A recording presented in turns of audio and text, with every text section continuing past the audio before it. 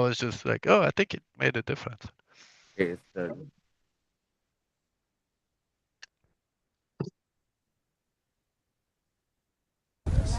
As far as the Game and Fish Commission, yes. Arkansas Game and Fish Corporal Tim Davenport says the issue is out of their hands because the turkeys are considered pets, not wild animals. Everybody's different. Everybody has their own opinions. Some people want to live one way, other people want to live another. Well, Vicky Sefter sells. welcome to That Smoke Show. Do My you like God. murdering turkeys too? I like Turkey Texas. matter. Turkey lives matter. Sorry, I can't Not even- on Thanksgiving, they don't. I got Yeah, turkeys. well, I think bacon matter also if you wrap it on your turkey, but not all turkey can fly. How many turkeys get killed every year by police? I don't know. I don't know. I got a couple of photos in my truck from Turkey. It do a nice cloud.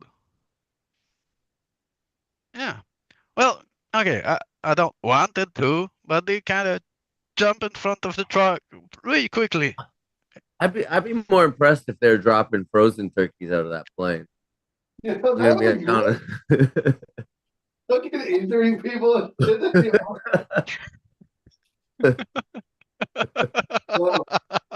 So, I know, but like, why don't you tell them how fun it is I don't to try want my to put chicken overheat. My turkey getting too hot, like just sitting around the ground dead. Like at least you drop them frozen. Like better. Why don't you chance to tell get them how them. hard it is to get a turkey in the Caribbean?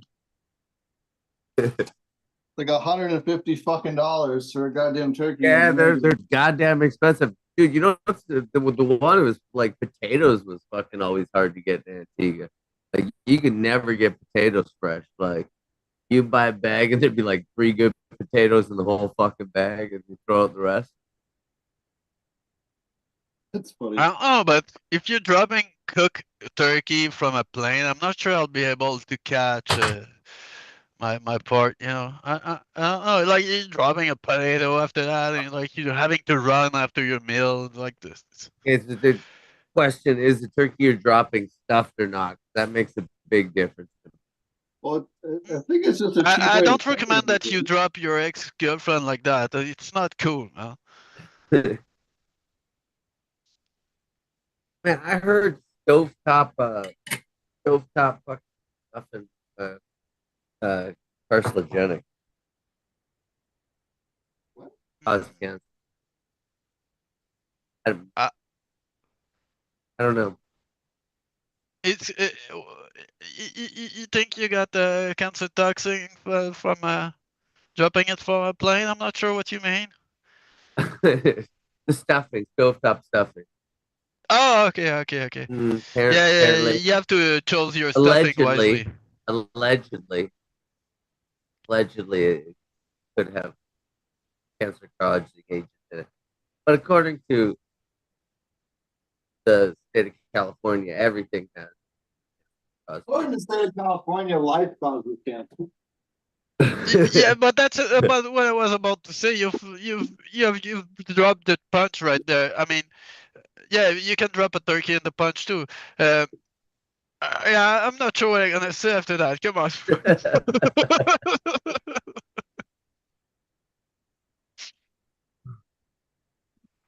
Yeah, I really enjoy turkey, but for all the vegan out there, I'm not sure what you're gonna drop from a plane.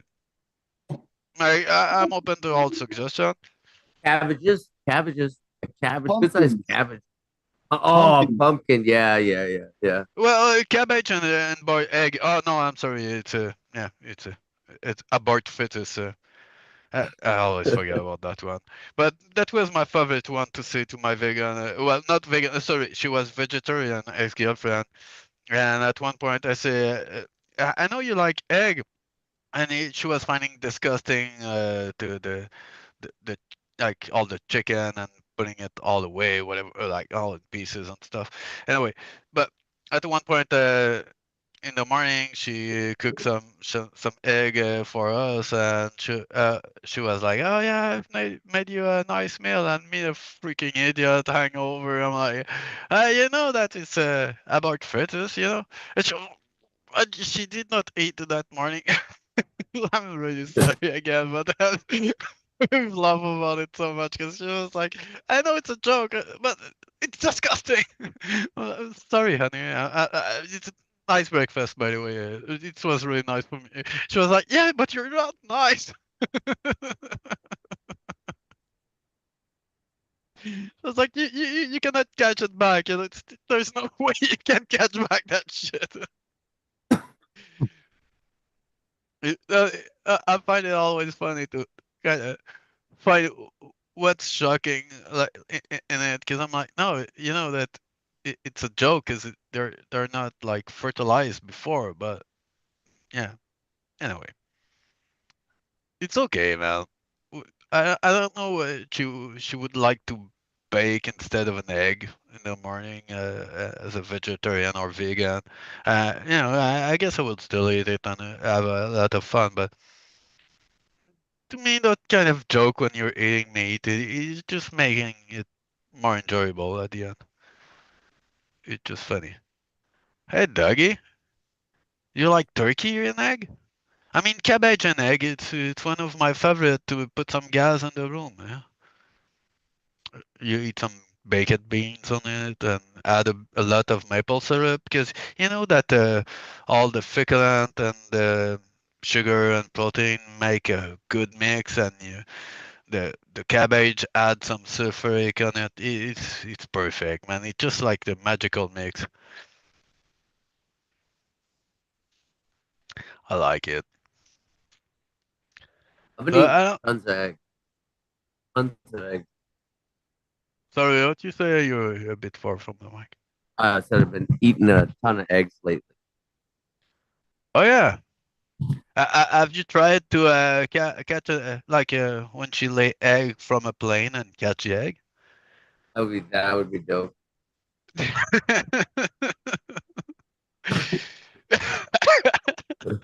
Yeah, because you know the hardest part of an egg is it's the top part, you know. So it's gonna be the right size. So if you got it in your forehead, you're good. It's just the funny part. Perfect. Yeah, yeah, just perfect like that. But I don't know if it's gonna flip when it drops. I'm not responsible for any injury, please. It's just a joke. But well, Shire, come on, drop in, because I don't know if I'm gonna be able to make it last. Where are you, Shire? Holy crap! So, Yeah, oh, we're so. giant porcini. Oh no, here's the giant one. Here you go. For all you mushroom hunters out there, be fucking jealous.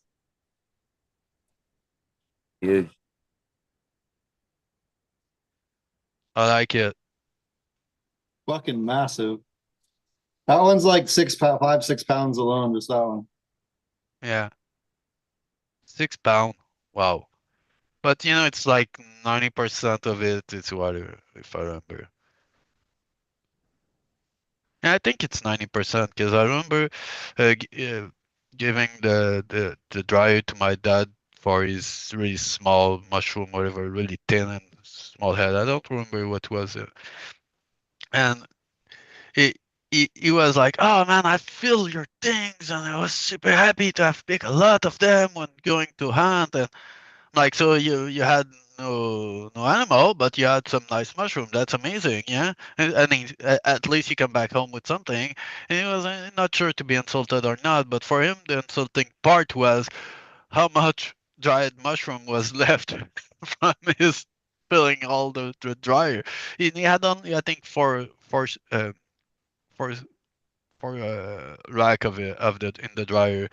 Uh, he put it in mason jar like that, and it was like, "Dad, do it remember you something?" And he was in front of his wife, and he was like saying nothing, just looking at me like, "Yeah, shut up." Like, you remember when you were young? Oh, that was the funniest part, man. Just to see his wife like what, and then I think she realized what I was talking about right away, but she said nothing, and it was like, yeah, I don't know, just a dried mushroom in a mason jar made me laugh. Like it was just like a perfect picture. Everything was amazing. I really enjoyed the dry mushrooms so you can use when you want, and that's what I was telling him. Yeah, after that you can re-dry that thing in some broth or in a soup, whatever.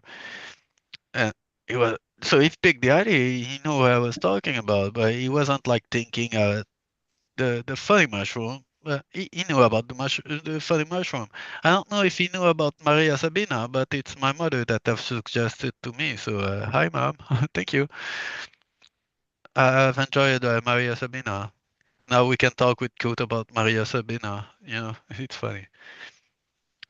It's one of the best book I've read about mushroom. The first one, in fact, because the others were just the picture to pick the right one.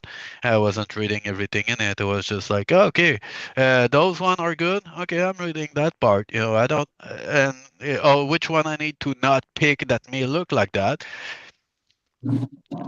Yeah, I mean, we've looked at some type of mushroom earlier, trying to pick up which mushroom was what. I can just say that the mushroom are beautiful. I mean, they are closest to human than plant are. So the mushroom kingdom is closer to human. And when you're a bit stupid, just look at what a mushroom look like, and that may be how you are. You know, yeah, just look like a mushroom head.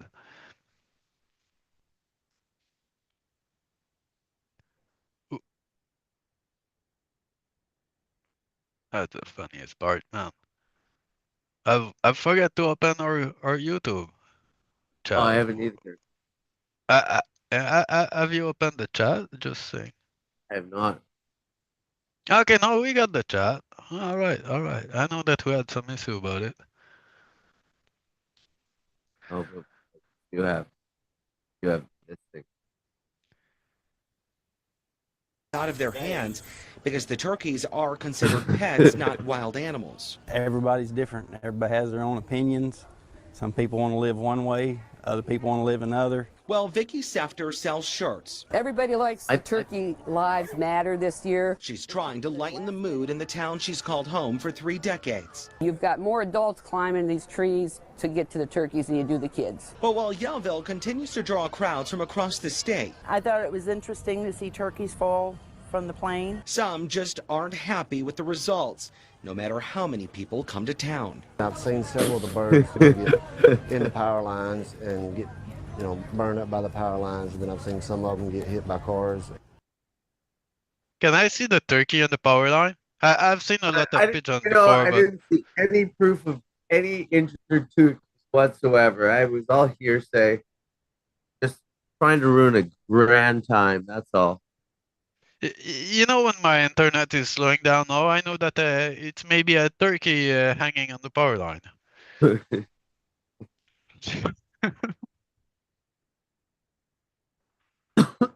Gobble gobble. Gobble gobble. Holy crap, man! It's funny.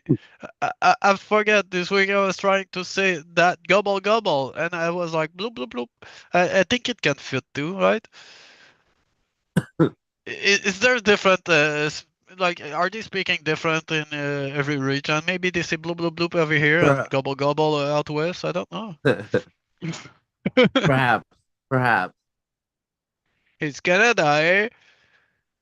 Holy crap, man! Yeah, I love turkey, and I think I'm more in love tonight with the turkey since we've thanks to have shared that clip. It's the best one I've ever seen, man. I mean, I've seen a lot of turkey in my life, but not a clip like that. Not air delivered. Like that shit is fucking fantastic. Yeah, Uber Eats. Nothing, man. It'd been It's invented a almost lot it was way before. almost but it's almost as good as that banana. Like wait, Oh, uh, I don't know if we could share that one because it's okay. Yeah, you got another banana story because the one I got they speak in French. I can explain and introduce what happened, but the funniest part is to listen to the interviewer asking the guy where was coming from the idea of making a giant banana in the air that just floating in the air. And the weird things about it is that he had $15,000 from the Ministry of Culture in Canada, East Canada, and they've made that thing fly from Texas. So just the irony of it was like, wait a minute. And every journalist wanted to jump on that story. I'm pretty sure, but not everyone had funny things to say to the guy and having the guy, get into it head first. I think he was enjoying the attention too. Or the banana, I don't know. But if not slide on the banana, 30 cents. This one just sold for $6.2 million, which many believe is simply bananas. Here's Allison Hall. They sell for millions of dollars at auction. At $159 million. Picasso's. See, now this is just proof. Never let anybody tell you anything. Like if you have a dream to be an artist and you just want to stick banana to the wall, that's just wait a minute. You're having a vehicle right now. I'm having a trip. Rembrandts, Warhols, bananas? Say what? This so-called work of art consists entirely of a banana duct taped to a wall. And it just sold for, drum roll please, $6.2 million. If you're asking how that can possibly be true, you are not alone. $6 million? Somebody tell me the reason. Because you've got too much money. Maurizio Catalan is the artist who came up with the $6.2 million banana, which is titled Comedian, perhaps the perfect name for something that lots of people think is a joke. The banana art comes with a 14-page instruction manual that serves as proof of authenticity. It shows you how to refresh the work of art by buying a new banana and new duct tape. So this work of art can last forever as long as you don't eat it. And of course there will be people who will say, that's the most ridiculous thing. And it sounds simple, but it's a brilliant, brilliant idea. So who made the winning $6.2 million bid? It's this guy from China who made his fortune on crypto and apparently has money to burn. We took our version to the Metropolitan Museum of Art in New York City to find out what art lovers think. What do you think? I like it, but I don't think I'd buy it. You don't think you'd buy it? Would you spend $6 million on something like this? Absolutely not. There's going to be a lot of people who will make fun of it and will find it hilarious. But I think not to be forgotten is the curiosity and dude, that's brilliant, man. Like, I'm not sure I was as curious about it before, but now I've learned. now, but dude, you know what? Now I'm going to get a fucking real looking fake banana. I'm gonna duct tape it to my wall out there, and it's gonna be fucking art. I'm telling you, we need to just go to Beijing and open up our own brand of Whole Foods. We'll be billionaires. These Whole Foods. What's up, everybody in chat? How's it going? That doesn't do that. Never popped it. Yeah, we've not dropped a bomb tonight. We just go with banana and turkey. You can, I don't know, is it good to stuff a turkey with banana? I think you're on mute. I don't know. I've never done a banana turkey. Right. I've never heard of banana stuffing, but I mean, I'm not gonna say it's bad yet.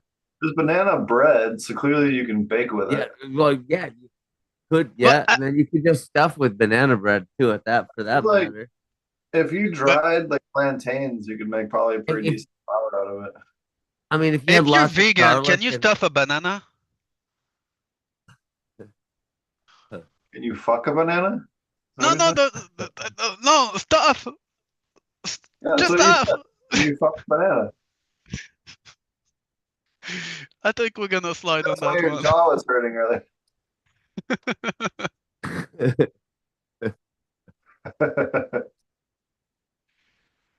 You guys, Holy crap.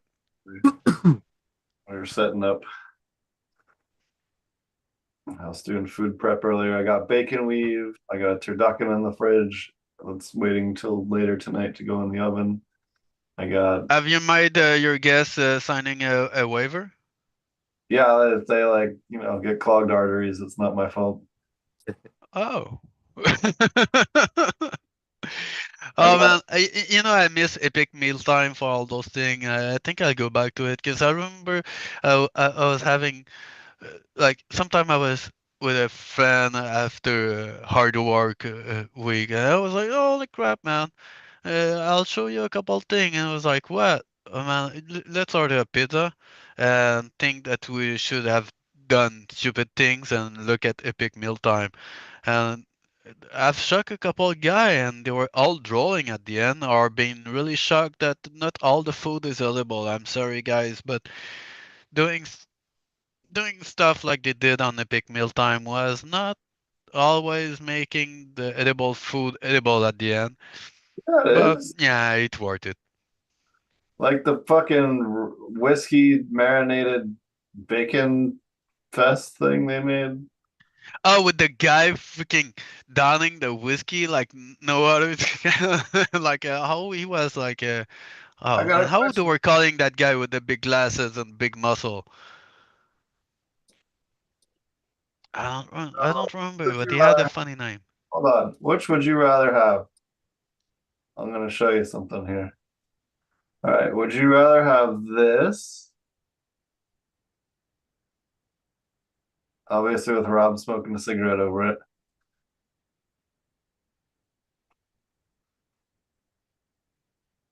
Not gonna lie, it's impressive to debone a pig. I've deboned birds. I always debone my birds. If you've never deboned your bird for Thanksgiving and you're still cooking it and it's not cooked yet, debone it. It is like 30 minutes worth of work and it is totally worth it in terms of like just ease of cleanup afterwards. Like it's just fucking great. And then you put it all back together and wrap it in bacon and say, "Are you gobble gobble?" Or would you rather have this? Let me find out. Let me pull up one of my birds. I Martha Stewart this shit up. I don't fuck around.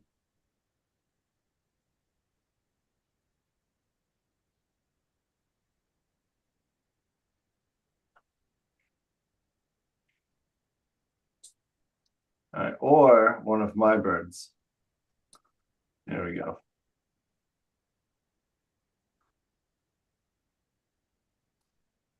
That's what's up right there. Hell yeah. Right? Some perfection right there. Is that an Irish turkey right there? I'm seeing like the. Irish turkey? No. It's like a kilt for turkey, man. Because I am really good at bacon weave. Let me see if I can find last year's. I did one last year that was bigger. And then I was like one of 3 people that was not vegetarian at my last Thanksgiving, which was great. It's gonna be like this year where okay, yeah, here's last year's bird. Do you think that the vegetarian or vegan are just enjoying at least the dedication and the art? Yeah, 100%. Slow cooked. That's what's up. You know what I will do with that grease on the bottom? Shooters with some good whiskey, something. Mix that with whiskey? That's a new one. Yeah. Fucking Okay. I don't know what. Okay, let's have never about. did it. Okay. This is my other thing. But I would feel eat the shit out of that bacon. This is my Oh other yeah. thing. So I do these like meat cupcakes. So they're bacon baskets with a piece of salmon and a hot pepper, lemon, and like a little tarragon, and then bake that shit. Sometimes I'll put cheese on it too. I will never take it as an insult again to be called a cupcake if you you talk about that kind of thing. Serve that on some bacon weave as a plate. It's good shit. I want it. Dude, I froze those and I ate those for like 3 months. Those are good as fuck. So, picking the kid up from the temple. There, Kanatai. Yeah, he's on mute. But yeah, I think he's in the. Ah, that's cool, I At guess. school or is that the temple? I think it's. It looks like temple. Well, it's a temple of education at the end, anyway. Oh, he's muted. It's probably Yeah, loud. Kids there.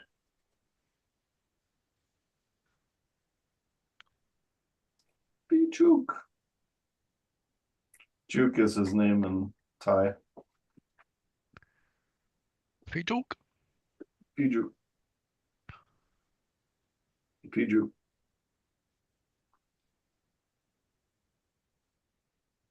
What are you guys growing? I'm like we're like 2 weeks away from getting stuff popping. We got everything sorted out now and I'm stoked. I tried to grow some broccoli sprout and stuff like that, but everything was going good till I don't know if I've watered too much or the sun just absent the last 3 weeks. Most of them just die in the pots now. So yeah, I think something is wrong with the soil, but whatever. They're just the germ are dying. That's pretty much everything I got. Yeah, I had some basil, but the same thing have happened. I mean, when the sun drop and you're like, oh man, I got a bunch of basil. Even if it's inside, it's gonna be good. No, they kind of all die now, 3 weeks later, but it's okay. It's I got like three different things finishing up right now. I got like that OG Kush fucking uh back cross TK Kush and a bunch of others. That's all flowering out and it's just about to finish. But I had my timer in my fucking flower room went down, so I got a new one on order. But I'm fucking running in and out and flipping on and off by fucking hand right now. So Do you feel like a timers. young man doing it? I do feel like the first grow all over. So fucking yeah. It's like, what? I need a timer. Man, One of my friends was like, remember me like my experience in the past a bit like that, like, because I told him at one point, plant normally flower with 12 hours of light, but sometime I'm going to one friend's house after school and whatever, and then it's 16 hours.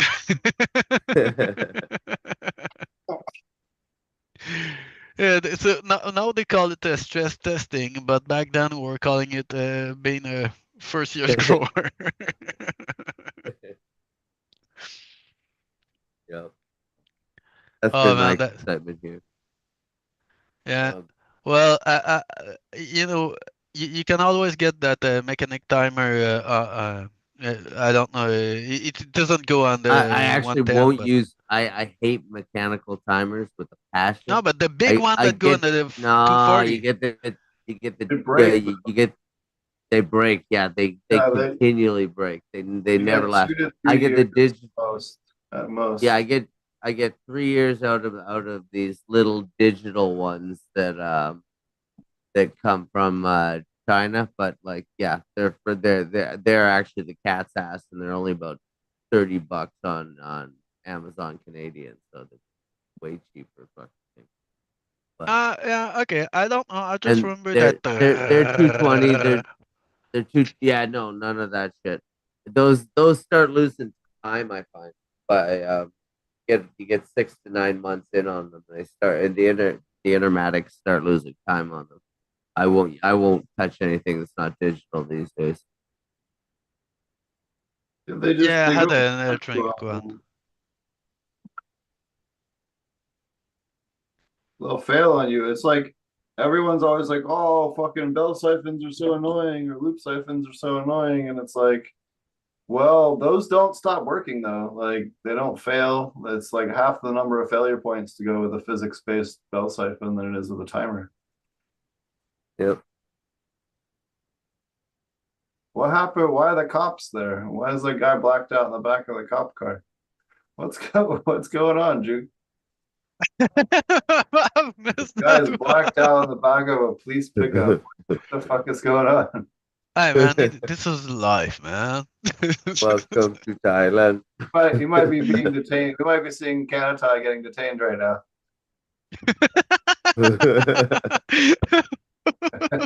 I wish I was beside him with the mic off, just having him laugh and being like, everyone wonder why the hell happened.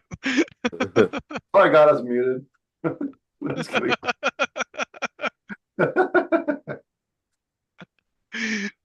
I don't know if people can see it on YouTube. I don't know what we're Happy doing. No, Thanksgiving. oh yeah, they see it.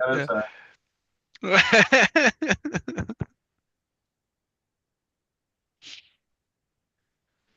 I just see Ice needs say I have a seed run finishing a couple of week left. Ojiko Shelled Riser cross with Exotus Cheese F2.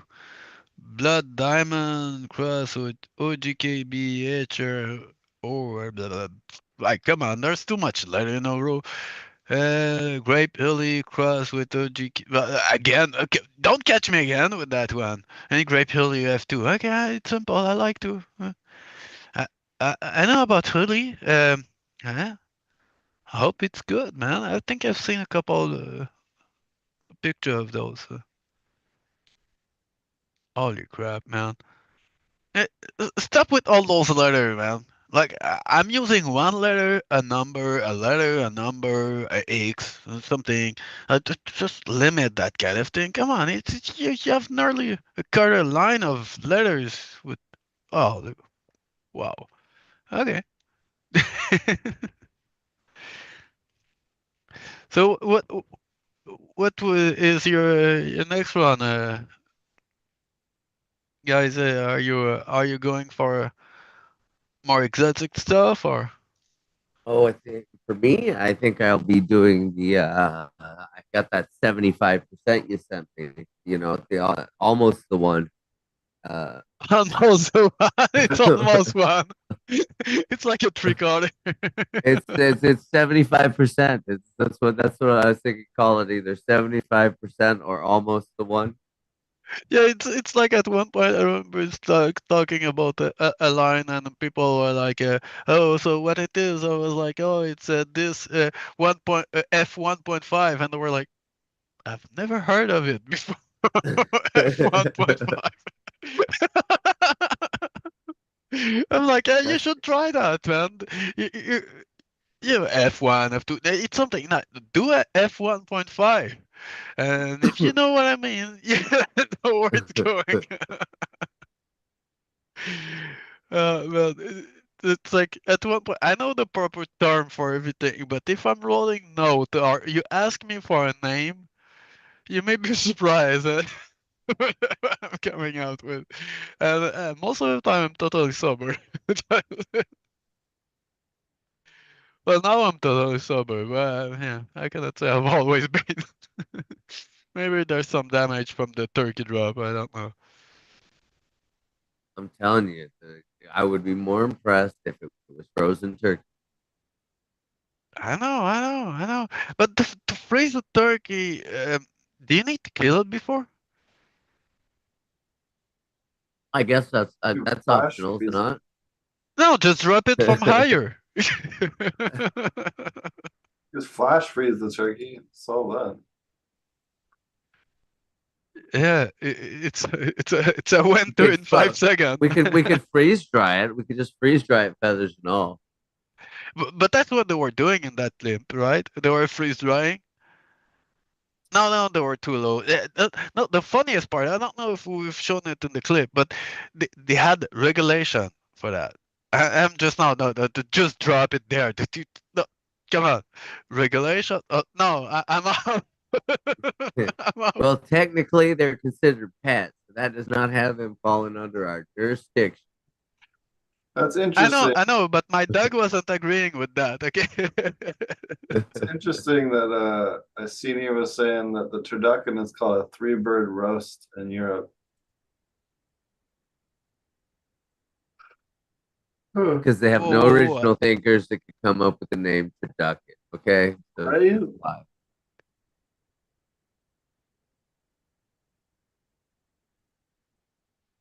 Wow. Three bird. Okay. Well, we call it ménage à trois ici. Yeah. Menage a trois. Menage a cluck. No. Menage a gobble gobble gobble.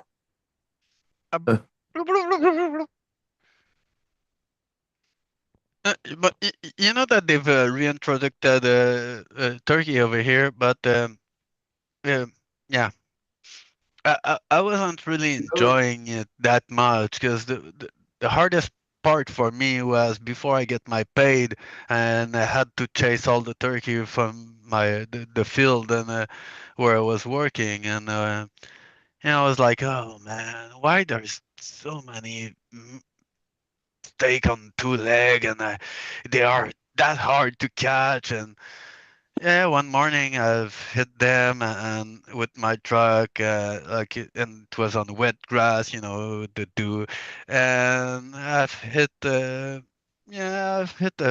old kind of small barn, whatever they were using a small building for all rotten for strawberry back then, with the s- small stand beside the field and there was a long road to go there, so I'm there, like opening, like if I can say, I was the first on the job, waiting for all the other employee, and I had to have like the next one after me that was and explain that yeah, that small off-rotten building.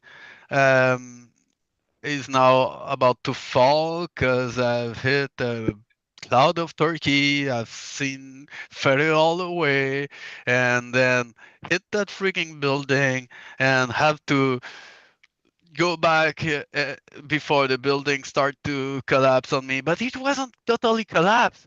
Just the roof have collapsed nearly on my trucks, man. It was, anyway, to to have my boss after that coming and being later on in that day and having to explain all that because we had to stop and having the other guy, the other girl, well, wherever I was working with, like just dismantling what was left of that building and all that, and it was a lot to explain for 15 seconds.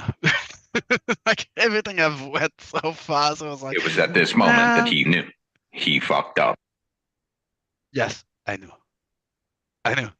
I knew.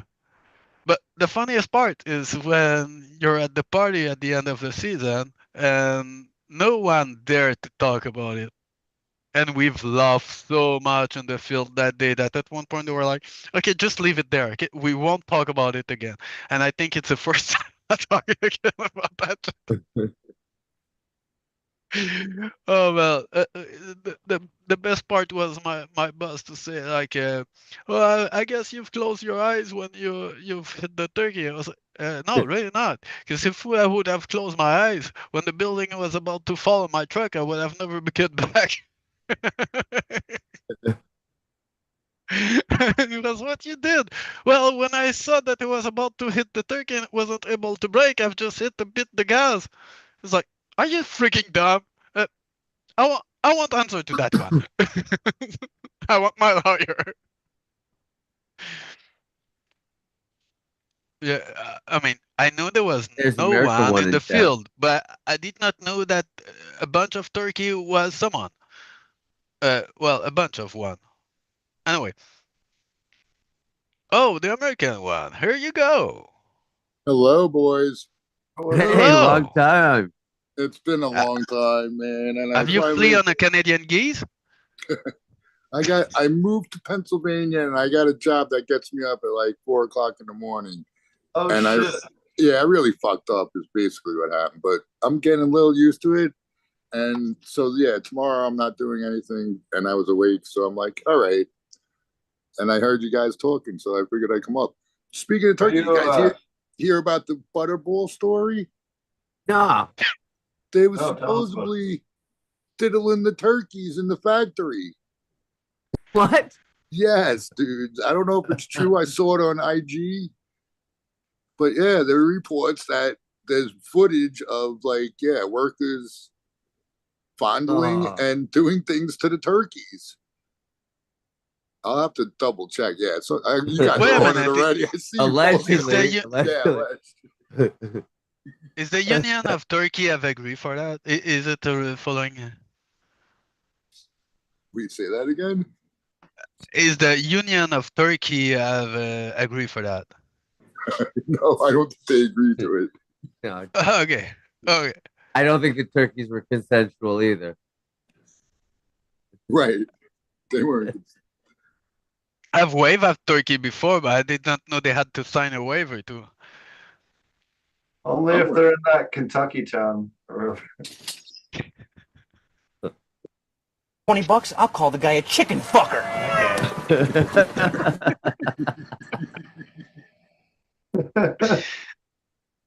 Did you guys see that South Park Chicken Lover? Yeah, I was trying to find out. Forgot that it was in Super Troopers. That's what it was called, Chicken Lover, that episode. You wanted to learn how to read. I was talking with a guy from a Nordic guy from the, is it? Wait a minute, Sweden, whatever. No, Sweden. Man, I don't want to say the wrong country and they say no, it's not them. Anyway, a guy from those area, Denmark, north of Denmark, and he told me that one of the like all the amazing things that we could go do together there, and I was like, yeah, I'm really interested. And when he went about the TNT in the water to fish, I'm like, I love it. I think I'll come. I think it's really wrong, but since it's like real life South Park, it's tempting. But it's still wrong. Peter, please. We probably won't do it, but it's a tradition. He said over there, so respect the tradition, okay? Sorry, Kenny. Say, what are nice chickens like you doing in a coop like this?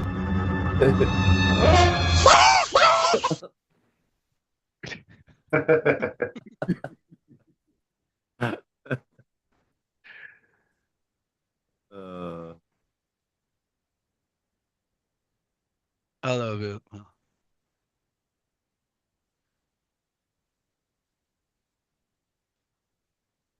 Scandinavia. I don't know, man. My brain is like a Swiss cheese sometimes, and I'm hitting a hole once in a while.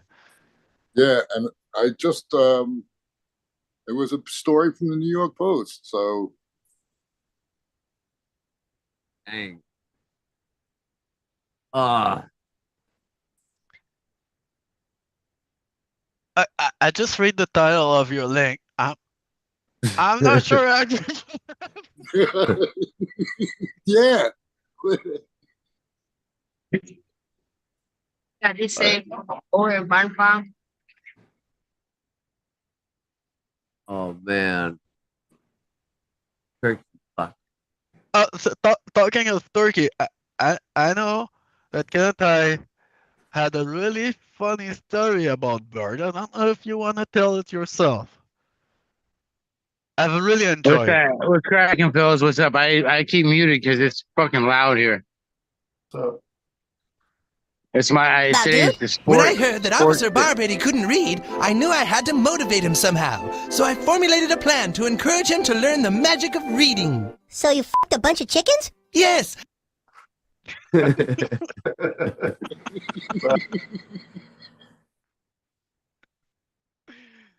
We're just having some fun with Turkey Day. I didn't mean to cut you off there, Kenneth.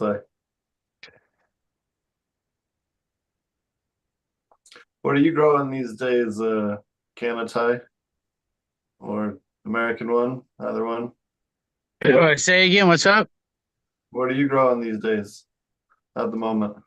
Oh, I've got a ton of shit going, and I just keep cracking waves. I'm getting into the broadleaf. So what I started first was the freaks and some heirloom stuff. I'm getting ready to do another wave of heirlooms, and broadleaf now. So it's finally starting to get cool here. You know what I mean? The humidity has been on point, but it's still getting into the 90s, dude. So, I mean, I haven't even did my cuts yet because of the fact that I'm not trying to run the AC right now, so because it's supposed to be in the 70s right now. But a lot of cush, man. I mean, besides the freak whip up that I'm doing first, digging through that and whipping that up. My next main thing is to dig through a bunch of this, this kush dominant and sour shit, gas,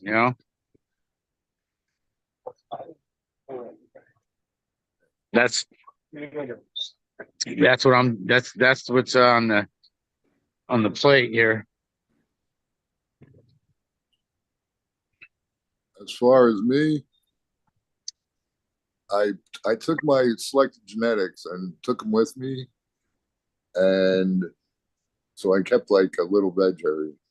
I set up the tent at one point, and the place where we were staying at, the landlord all of a sudden had to start showing it because he wanted to sell the place. So after telling the guy, look, man, we just signed the lease. I need my privacy. I can't be showing the house all the time. So we took it off the market. So I have a small closet full of auto seeds right now because my shit wasn't on point and I just couldn't not grow more. And then I have a few little clones of my babies that I'm keeping. And that's all that I got going on right now. And like now it's getting cooler here. So I'll be able to I'm planning on starting up different things. But the place where I'm at, the tent barely fits. It has ceiling fans. So yeah, it's a big hassle. I think I'm going to just maybe do an open room. I don't know yet, but I'm definitely going to do another closet and then maybe an open room, a whole room. But yeah, I didn't want to start any seeds that I really love because if there was any good ones and keepers, I didn't want to, risk not being able to utilize them. And somebody gifted me a ton of auto seeds. So I'm like, fem auto seeds and all that. So I'm like, sure, man, I'll just stuff a closet with that shit. Autos too will tend to do a lot better if you give them a shit ton more water than regular strains. I've noticed that, like in terms of yield. Okay. Because I've been known to be a serial overwaterer. I'm sure I killed like 3 plants because of my love, but I think I'm loving it and I'm fucking it. You grow them in hydro, aquaponics, or sips, and they tend to get significantly bigger, I've noticed. Well, for this particular one, I knew they were femmes, so I started up like 30 of them, and 28 of them are going. So I don't want them to get big. I left a whole bunch in 1 gallon containers, and I put a couple in 3 gallons. But it's not like I have a huge amount of room either. And the kid told me that, but they're like in the 3 gallon container with salt feed, they got 4 or 5 feet tall. But they're already starting to throw out pistols. They're only like a foot high. So I'm not too worried about getting overgrown, but they are filling. So this would happen. I had a little LED light in there and it got too cold. So I threw up the 400 watt HPS. And right after I did that, like 3 days later, they're just booming. But now I'm going to bust out the 600 because now I'm going to have to spread them out a little, And so, yeah, that's what I'm planning on. And then I'm going to figure out how to get something proper and really get kicking again. But yeah, but this move too also was taking up a lot of time, which sucks. My new thing, but it's getting better. So yeah, I like growing autos in 3 gallons. I usually have pretty good luck. 3's not too small and not too big. Oh yeah, the one kid I follow, he just did autos. Like he started growing and he just did autos. I don't know how he got hooked into the autos, but I gave him some Amiaces. That was the first photo periods he grew. But he has like diaries of it and stuff of him growing. He has like huge auto plants in 3 gallon containers. I mean, I get about a half unit per 3 gallon. Yeah, roughly. So that's a lot, in my eyes. Oh, because the first time I did autos, I accidentally left them in the 1 gallon containers, and I left them. Yeah, I didn't even realize that. I think 3 gallon for an auto it's not bad, but it's just perfect. But the first time I've seen a guy trying, he was just like having yeah, a small short autoflower, and he took a break, and then he saw, I think it was Dutch Passion auto when Sasha went to work with them, and he had that off, or no, I think he had a pound of the auto, and we're like all like in disbelief of it, and still to this day that guy picture is still passing around. Like it's not a friend like in my area, but internet friend, you know. And I was like, you know, that shit have kind of mm, made me hate him on one point. I was like, no, when have lose time with it, it wasn't huge like that, you know. But I just I told him like, i- at least you had it freaking big. What was the secret? He's like, I don't know. I've grown a couple of veggies in the DWC before, and I've just tried to have a try with those new seeds. And dude, that thing was huge. It was filling the 3x3 tent. He had the most weight I've never seen from a nut flower. It was like it's incredible. It's bigger yield than anything I've seen in that area, like from a really a new grower. Like I think it was his first years of growing indoor, and I was like, no, dude, you're really crushing it. Genetics, genetics, and I LST a lot. Not a lot. I do it with a plan, but it definitely changes the structure of the plant to allow better light, um, a better canopy for light to hit the plant. When you got a Christmas tree style, it's only going to do so much. You know,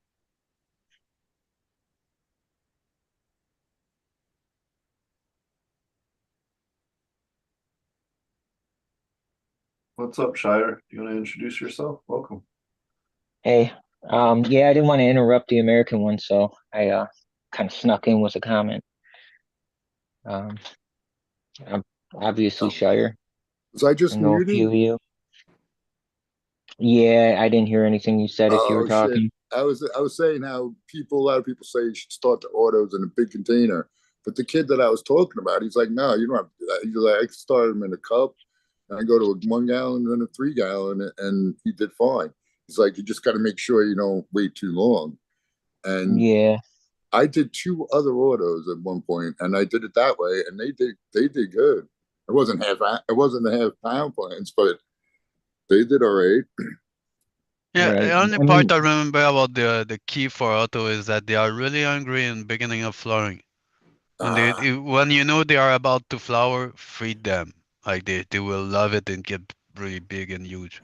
That's what the guy have told me, like with these DWC. So after that, I started to have more success with it, but because I was just like not caring about it, putting it in whatever soil I had that was a bit charged, and I was just letting it go, whatever, That's or what I just having did. it in between, you know. Yeah, I I'm just not put sure. Oh, sorry. Go ahead. no, I was just gonna say I just put some earthworm castings and some dry amendments in the soil and yeah, that's Yeah, it that's right what I now. was doing. Yeah. So I probably should like go get me some miracle grow, so put a little bit of that in there. And yeah, you're like, holy shit, okay, no, it can be bigger. I'm sorry. Then Yeah, but the again, flower were a lot bigger. yeah, I'm expecting little plants. So, but was it Yeah, good? Even if it wasn't, if it didn't, was a good weed to smoke. I just got one of my best plants in a 1 gallon. It was an auto that I just threw in the tent, and I've been growing this auto probably for this is my third time, and each time I've popped a few males. But this is the first time I've gotten a female, and I just grew it out in a 1 gallon this time just for shits and giggles because I didn't think it was going to be a female. And I kind of neglected it because of the outdoor grow and everything else going on. And then, lo and behold, I'm like, oh my God, I see pistols. I'm like, it figures I'm in a 1 gallon. But the school of thought behind that is like, there's only so much time that an auto has. There's an allotted amount of time, and I'm not sure what triggers flowering. I'm not entirely sure. I've heard a few theories, but the school of thought is that start it in the pot that you want to finish it in, so you stress the plant less. You don't want to stun its growth at all through its period of life. So, I mean, I've transplanted a few times successfully, and it hasn't stunted my yield that I can tell. But then again, I can't tell what I would have had.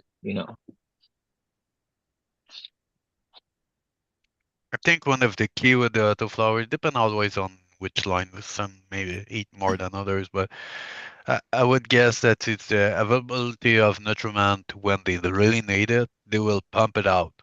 I mean, not too much, but sometimes if everything's right and you have all the right nutriment, they will just explode and be really amazing. Not every plant are equal again, but I Yeah, think it's one genetics. thing that we're not thinking about the first few years when it started to be a trend, because before there was early flowering things like really finishing or like starting early and finishing early, and a lot of them were, not all of them, but a lot of them were still something you can clone and put outdoor and they will trigger really early. Uh, so I think it's worth to, yeah, try a lot of different variety and a couple different feeding with the same variety, and you'll figure out at one point. Yeah, but no, what I was going to say is he said you can't. So when he did the transplant, he said he figured he yielded the same, but he couldn't tell because he couldn't compare it to anything. And that's the thing with autos, that one and done. That's one thing I hate. And I also hate because I've done it. I fucked up photo periods early, got them back to good health, and they did fine. And I've seen other people do that as well. With an auto, if you screw up once, it's done, right? Yeah, you can't recover. So that's the downsides. But like it's good for if you have blank spots anywhere. You just and yeah, I and the two that I grew, I wasn't impressed with them at all. The ones that I did good and to maturity, but they weren't garbage either. So yeah, Right. and I know they weren't like. I'm sure there's genetics out there, autos that are really killer.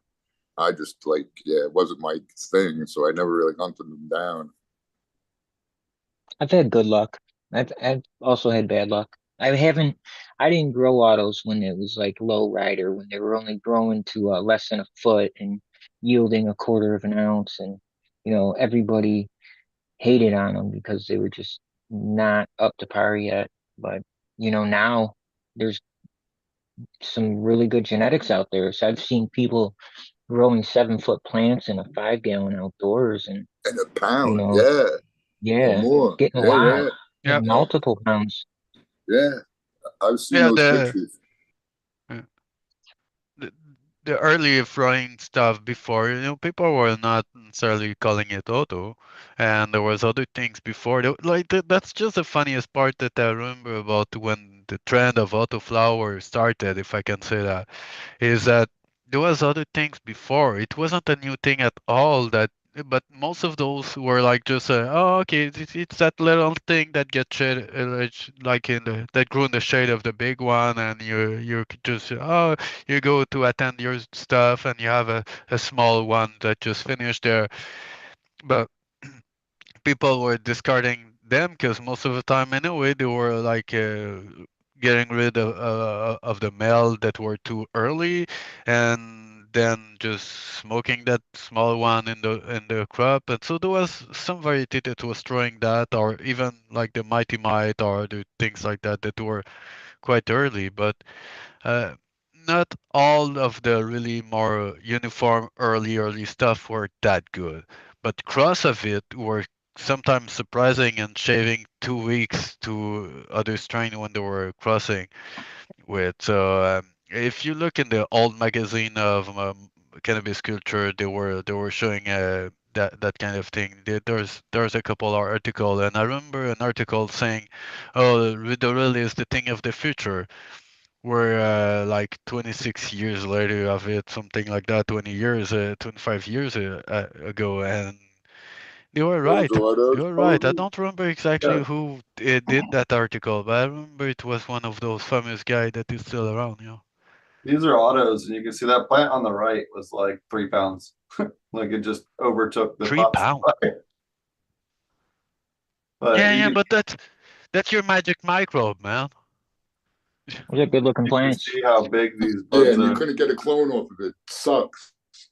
Yeah, you can see all these are chunky. They do really well in aquaponics. Like they really like the higher, like I was saying, the higher the water, the better. But Really all of healthy looking. yeah, all of those are just kicking ass and taking names. In the How was wintertime, the root always system on it, of they're the pretty big big. one? Like 4 or 5 feet long on each of those pots. Those are all hydroponic, Yeah, these are all aquaponics. Yeah. aquaponic. Yeah.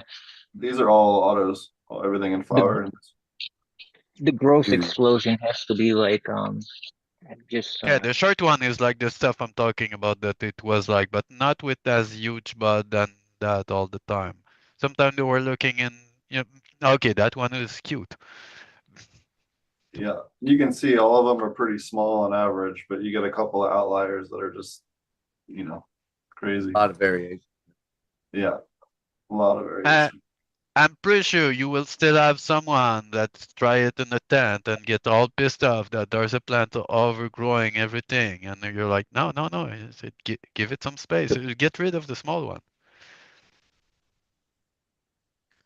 I All like right, that huge one.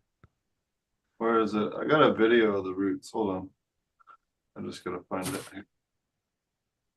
I've never The seen anybody figure on the. grow aquaponically from doing autos like that. It's pretty interesting. Oh yeah. The Yeah. explosion of growth. It's just exponential as opposed to soil, I'd imagine. Yeah, they swell up really well, bud size wise on the aquaponics. How is the grow time? Is it done any faster? Like, So they veg does it about save any time? twice as fast, and then in flower they're about 15% faster. Yeah, I've never Oh, seen wow. anything veg as fast as fucking aquaponics with even just adding a little fish tank water to your thing. The Right. amount of nitrogen available to the plants, they just fucking explode.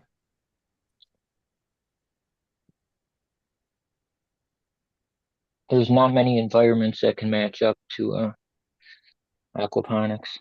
All right, mate.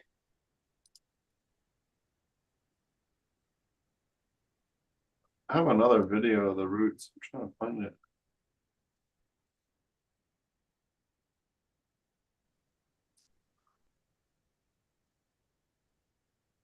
Yeah, you made me think about something that when you're talking about the little plants underneath the big plants.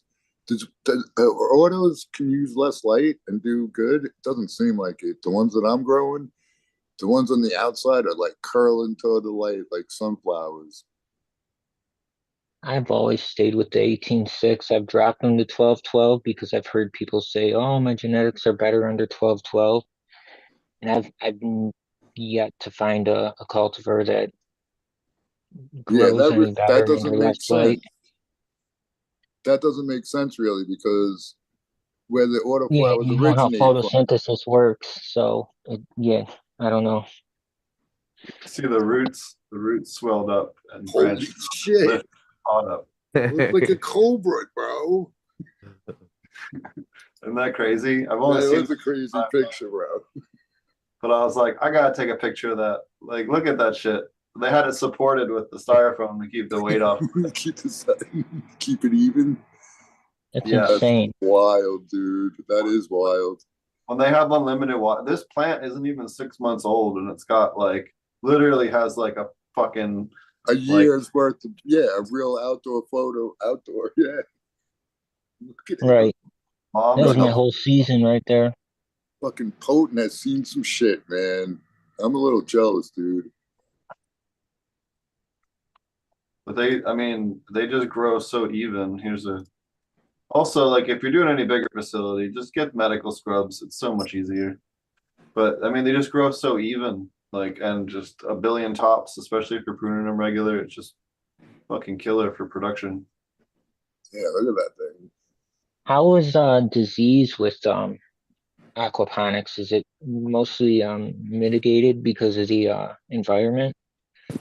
So our VPD is pretty much like always perfect. We never have any issues because of the higher humidity in there. We have it's also easier to get rid of stuff, right? So we just run liquid IMO and lactobacillus like labs in our system all the time, like once a week or every other week we're dosing those. So there's constantly like bio controls in the system. There's also oh, I can't remember the name of the Latin name of it right now, but it's called botrytis stop. And that is another microbe that happily lives in there. But once the plant's uptaking it, they pretty much don't get mold anymore. And anything. And they're so we have very few pests to choose. Root aphids can be a little bit of a problem to treat compared to like soil, but otherwise it's not really well the only thing that's more difficult. Wait a second, I Paul. didn't even think of pest. I'm sorry. No, that's all right. I was just saying I didn't even think of pest.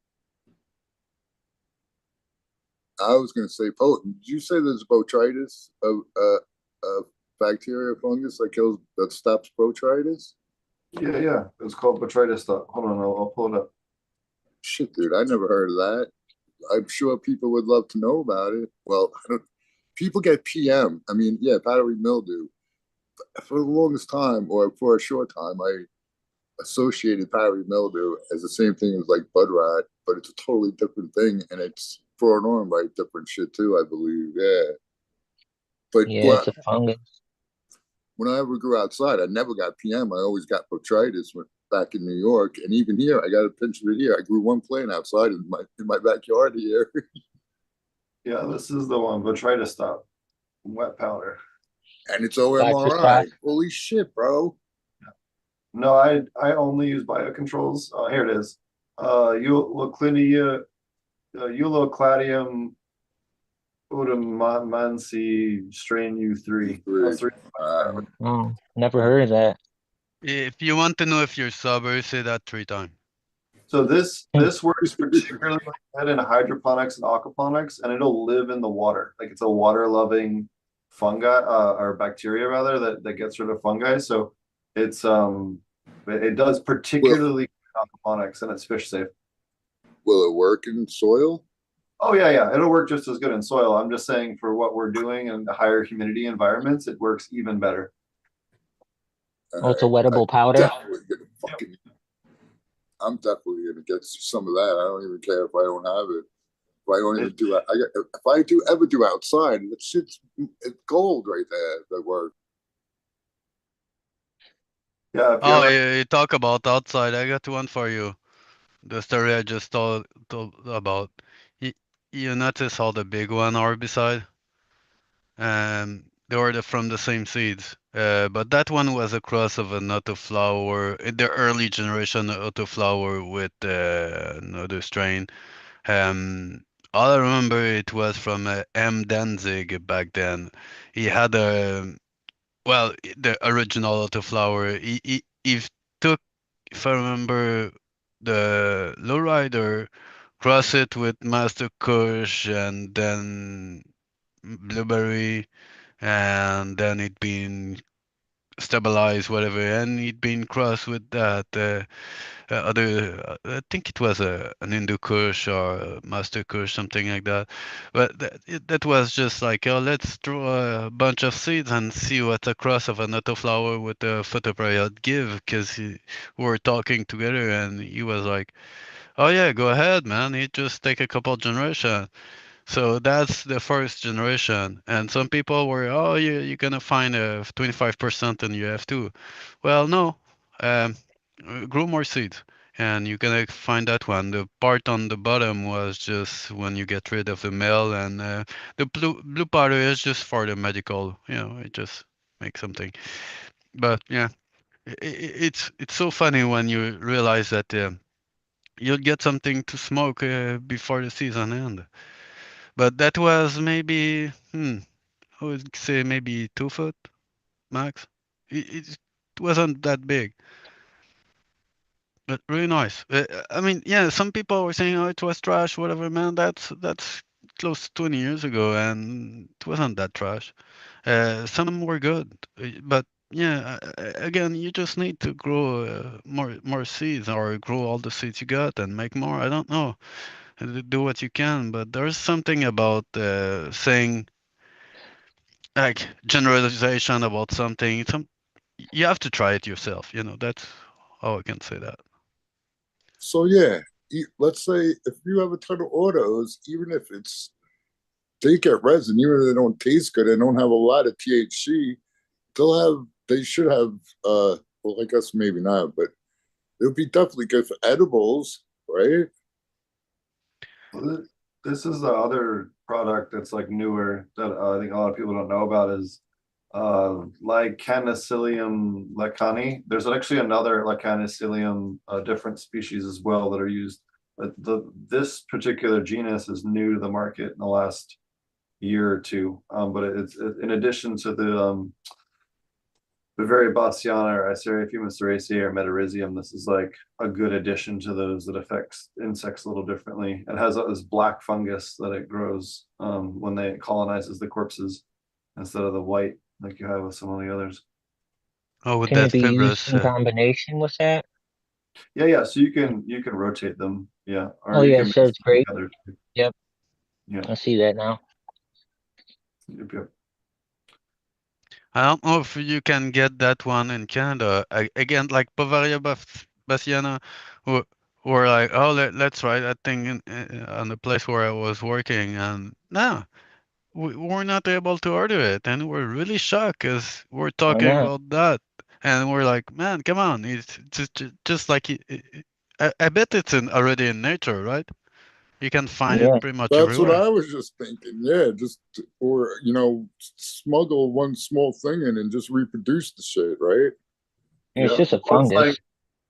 like in the UK they have that a nematode that kills slugs and snails, but that's illegal technically still in North America. There is a new product.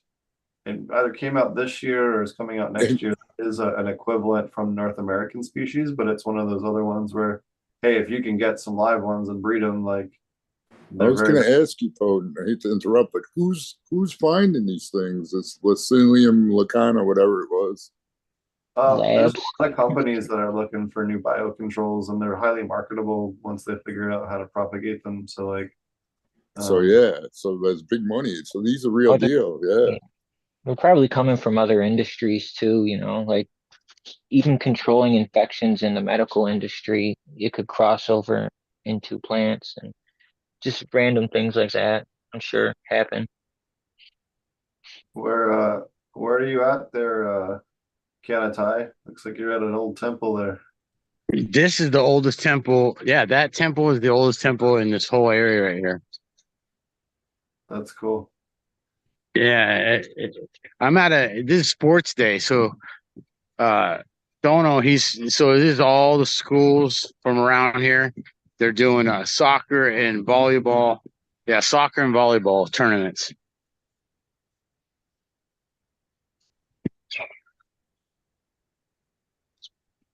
Cool. And it's 90 degrees there, you said? Not today. Today's more like Okay. feeling like winter. It's probably mid 80s, but it's got a nice breeze. Like there's hella wind today, so it's nice.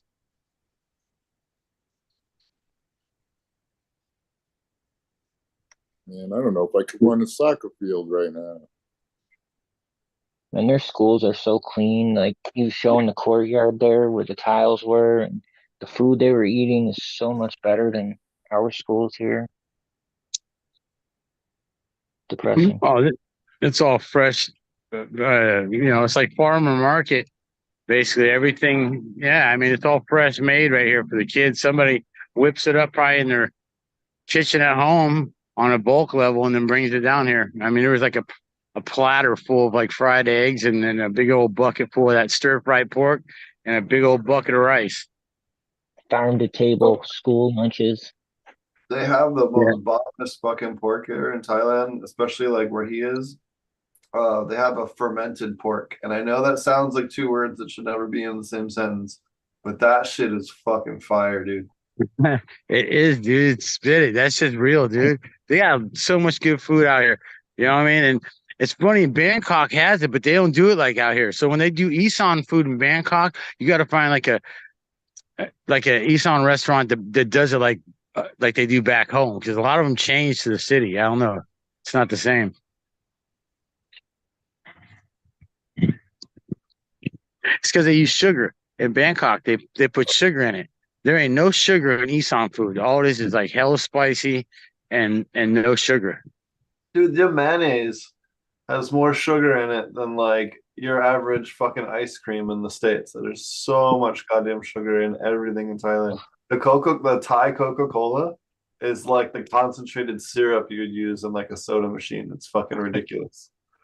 I just got the Mexican Coca-Cola. Yeah, those are legit. You get the ones out of the glass. The plastic is done wrong, but you get the ones where they're actually using the CO2 or whatever. They're this like the machine. I don't know. It's not. It's like a fountain drink that's in those Cokes, but it's original. It's like the Mexican Cokes you get at the taco truck or at the Mexican restaurants back in Cali. It's like that same shit. They recycle the bottles. Yeah, it's the same shit. No, man, you all should not be drinking any soda. What the fuck is wrong with you? Nope, we shouldn't. I've been drinking it. Dude, I don't remember the last soda I drank. It was with pizza a long, long, long time ago. Oh, I'm drinking one right now. There you go. You got the RC. That's like the most sugar you can get on the market. Old one. Warren Buffett. RC is like a third less sugar. No, Surge is definitely probably the most sugar. But RC is real sugar and not fructose, so it doesn't fuck you up so bad. Yeah, I'm drinking the Coca-Cola, the Mexican one that has cane sugar in it. So I mean, there's that. Still, freaking Warren Buffett drinks like a 12-pack of Coke every day. They said. Where from New York are you? We're in New York. I was in Long Island. Oh, okay. I'm in Buffalo area. There you go. I went to Oswego College, and my roommate was from Buffalo. Dude, Buffalo is the craziest place I visited because coming from Long Island, like I knew what a hippie looked like, but I didn't know they were still hip. I really didn't even know they were still hippies, bro. Because that kid brought me to the first Grateful Dead show I went to. But when we went to Buffalo, bro, there's some real deal hippies in Buffalo, man. At least there was when I was there. Yeah, it's a weird mix. Yeah, it's a weird mix. And then you get the freaking but it's like it's like a New York City, but in it's cool though. In a short little fucking in a tight Great spot. Food. Anyway, it was really cool in there. Anytime you meld cultures together. Sorry. A lot of good fossil hunting in that area too. Oh yeah, with the gorge. I live in Niagara Falls, actually, along the Niagara Gorge, in between Lake Ontario and Lake Erie. So we have the falls that eroded back from the escarpment to where it is present day. And that's miles. So like where the falls originally was millions of years ago, it's like miles and miles away. It's pretty interesting. Well, there's you can get like some of the coolest trilobite fossils in the world outside of Morocco, or in that part of the world. No, I thought you were saying they were in Buffalo. But there's a bunch of them kind of near Erie, and then there's a bunch just south of Buffalo, and then in northern Pennsylvania, like in the Poconos and State College, there's a bunch of like old amphibian fossils, like when fish like crawled out of the ocean onto the land in the beginning, like the first four-legged amphibians. You can find a lot of them in that northern. Some of those are worth money, right? Like real money. Hella money, dude. If you find like a full skull and stuff, they're worth like. I thought about that a lot of times. I'm like, what's easier than just going digging up shit and finding fucking tons of money? The other funny thing up there in northern Pennsylvania, so those of you guys that haven't traveled to Bumblefuck, Pennsylvania, there's a town in the middle of the Poconos, which is like the northern mountains of Pennsylvania along the border with New York, called Jersey Shore. So you'll be going down Oh yeah. Jersey Shore 4 miles, and you're like, what the fuck? I'm like 3-4 hours from the beach, man. Like, there's no fucking way. It's like really just, it's like just named that way just to fuck with people that are driving, and it's like the whole tourist trap is like falsely advertising that they have a beach. It's really fucking Yeah. funny. I I go got to stuck up Jersey there one Shore, year. but I drive through there all the And time. that's where some fossils are, though, Poe. You went right off track. Yeah, there's lots of fossils up there. I used to party a lot in Lock Haven and so give a lot of weed up to those kids up there in Lock Haven back when I was in college. That's where Joe Biden's from, ain't it? That area, the Poconos, right He's around from there. he's from Delaware. Is he? What president's? Why? I could have swore when I was going through Pennsylvania, it said home of. I thought it was Joe Biden. Scranton. Wasn't he from Scranton? That's where maybe Yep, you're right. he started, and then he moved to the Connecticut. Is that Connecticut? Is that what Bolton said?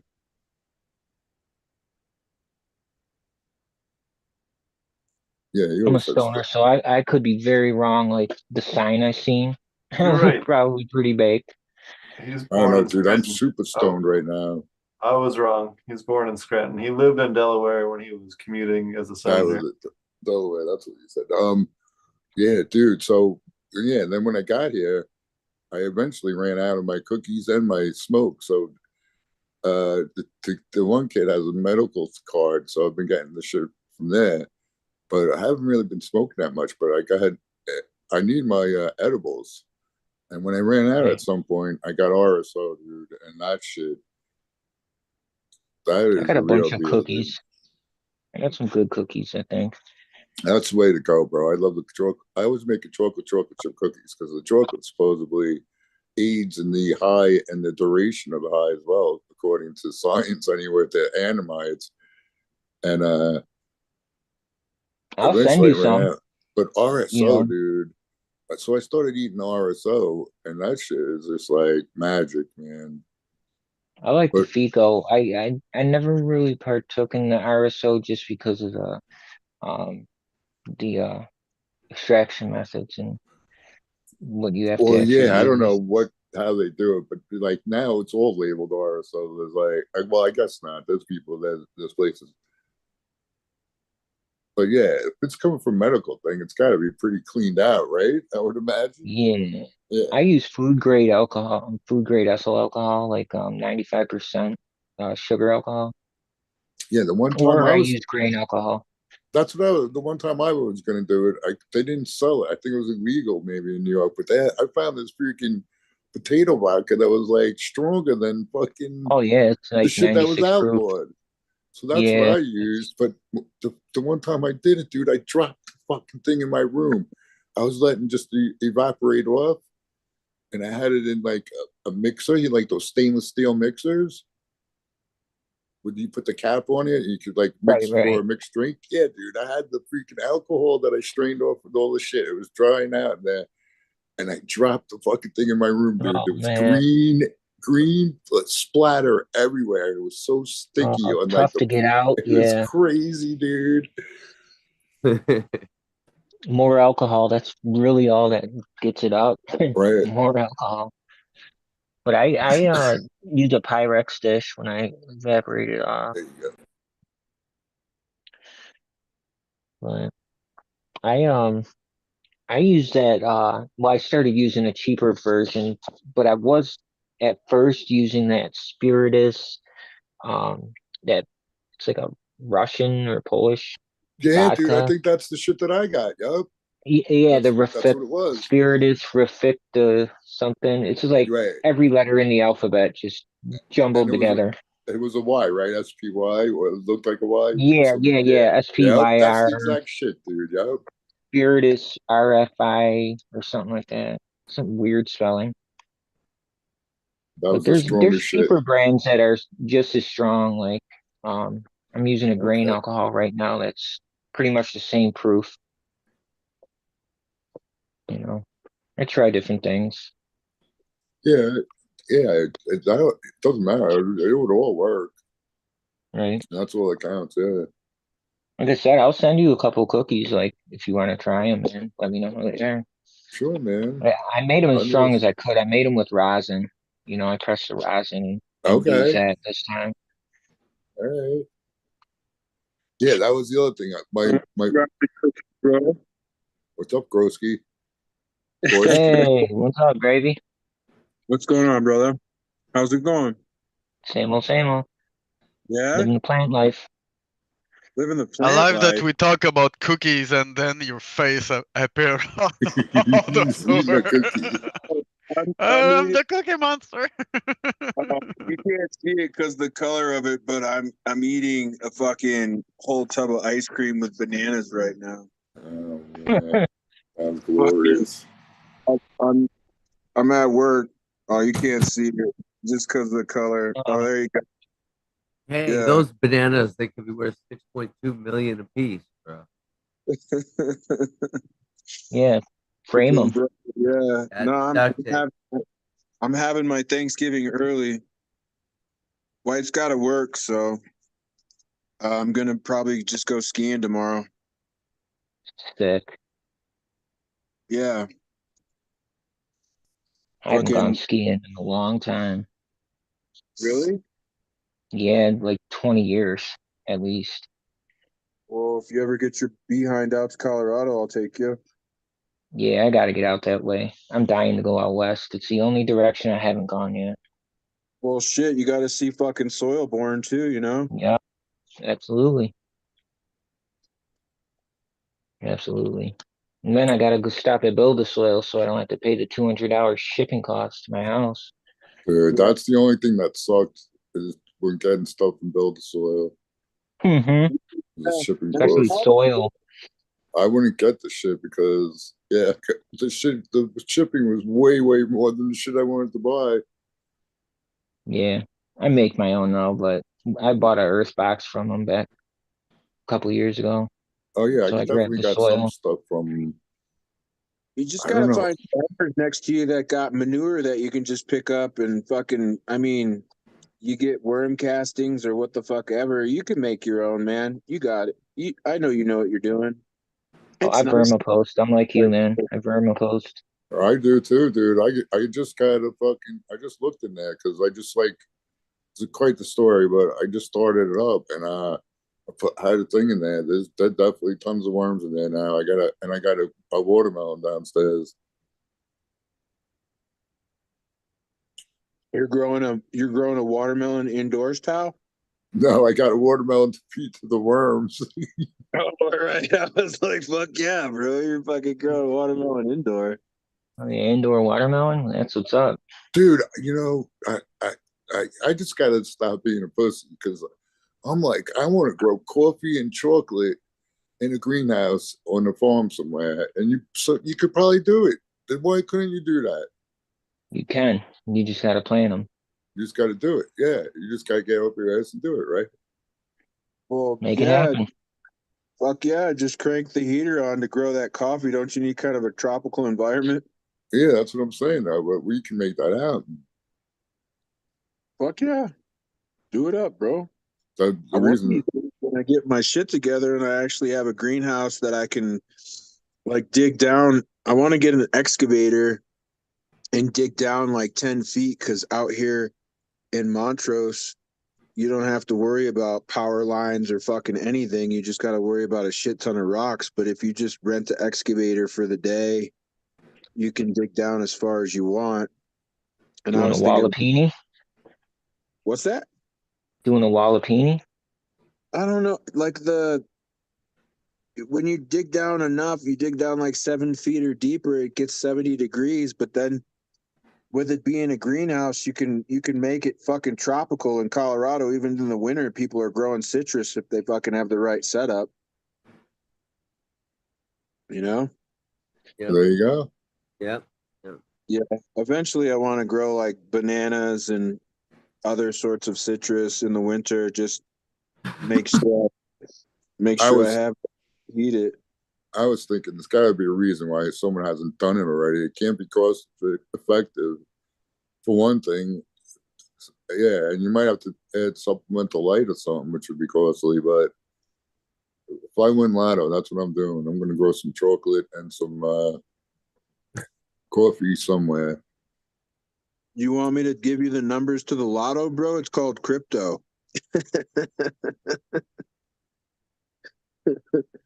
Yeah, dude, the Wallapini, it's basically like what you explained. It's just, it's like an excavated piece of land, like you said, 7 feet, 7 to 10 feet. Then you just put like your clear top right over the ground, so you keep warm, like you said, and then Yeah. boom. Yeah, because like the temperature of the earth is 70 degrees if you dig down far enough. And then it just holds that temperature. So if you've got the greenhouse, and then if you had you could do supplemental lighting and you could power that with some solar because it's pretty Bingo. fucking here in Colorado too. So, I mean, The maybe ground's like insulation too, so it'll hold that temperature. Exactly. And then like wood chips around it and stuff. I've seen a few videos of this guy doing it. He just piled up wood chips. And then the thermophilic composting also has heat too. It's like 100 and something degrees, Mm-hmm. Yeah. So if you keep on turning it, you get the fucking thermophilic reaction from the compost pile plus the solar. So you're well on your way if you do it right. They have like a hugelkultur and a Wallapini, like like a right. Just that'd be pretty cool, actually. Wonder how that would work. Well, after this bull run, maybe I'll start. See what happens. You'll have to let us know. Anybody fucking with that crypto or what? Yeah. What are you in? You invest in any Solana? Yeah, I mean, like it would take too long to say how many different coins. Just a little bit here and there. I'm just hoping for a big hit, but like just luck on my side. I'm hoping, but I mean, did you see that peanut the squirrel coin? No. It fucking went up 7,000%. Holy moly! That's what I'm saying. That's the luck you need, like the just pure randomness. Dude, some guy put $17 on it and won fucking $2.3 million. One is retirement. I guess so, man. Because fuck, or maybe he's not retiring and he's gonna start creating coins. Who knows? That's enough to invest. That's a retirement fund. Like, dude, invest like that 1.3 million. Pay your bills with the other mill. Boom. Yeah, to get interest on the other million and just pay your bills off the interest. Exactly. $2 million. I'm not quitting my job. I'm just gonna live. I'm gonna live comfortably and have my bills paid. But I'm still not fucking quitting, dude. Like, geez, No, you that's got to not. get rid of half of that to the government. Don't forget.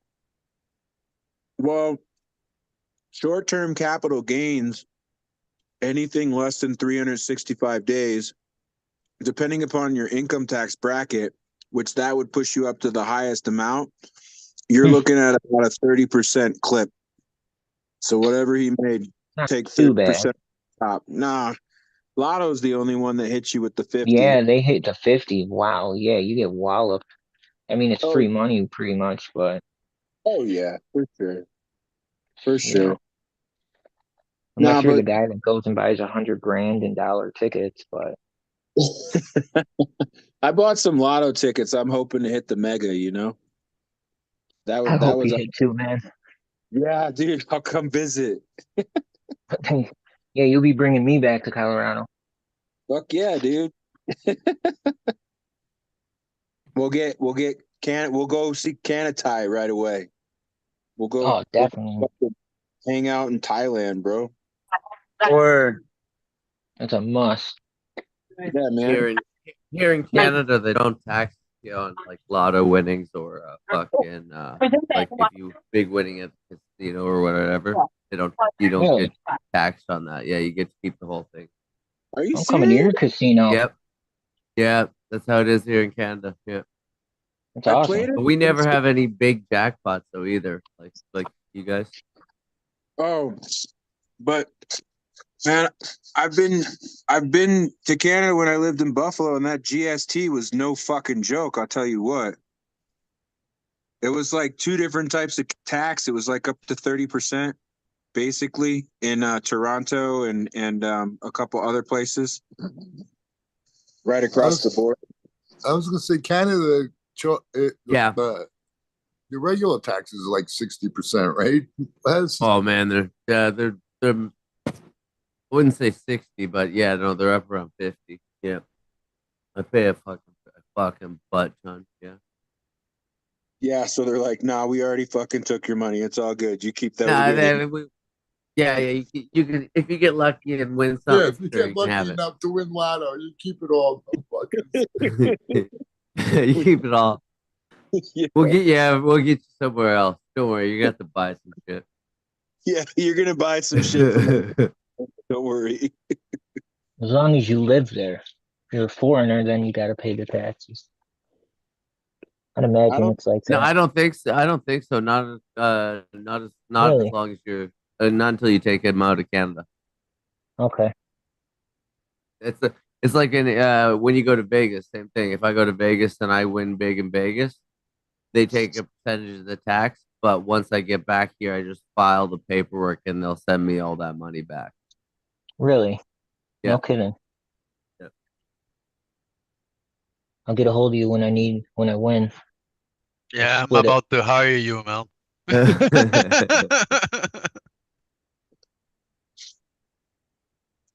I mean, that's a really good gig. If you're someone that plays cards and you win a lot, if you got a buddy over in Canada, well, he'd have to be there actually to claim the winning. So there's that. Right. Yeah.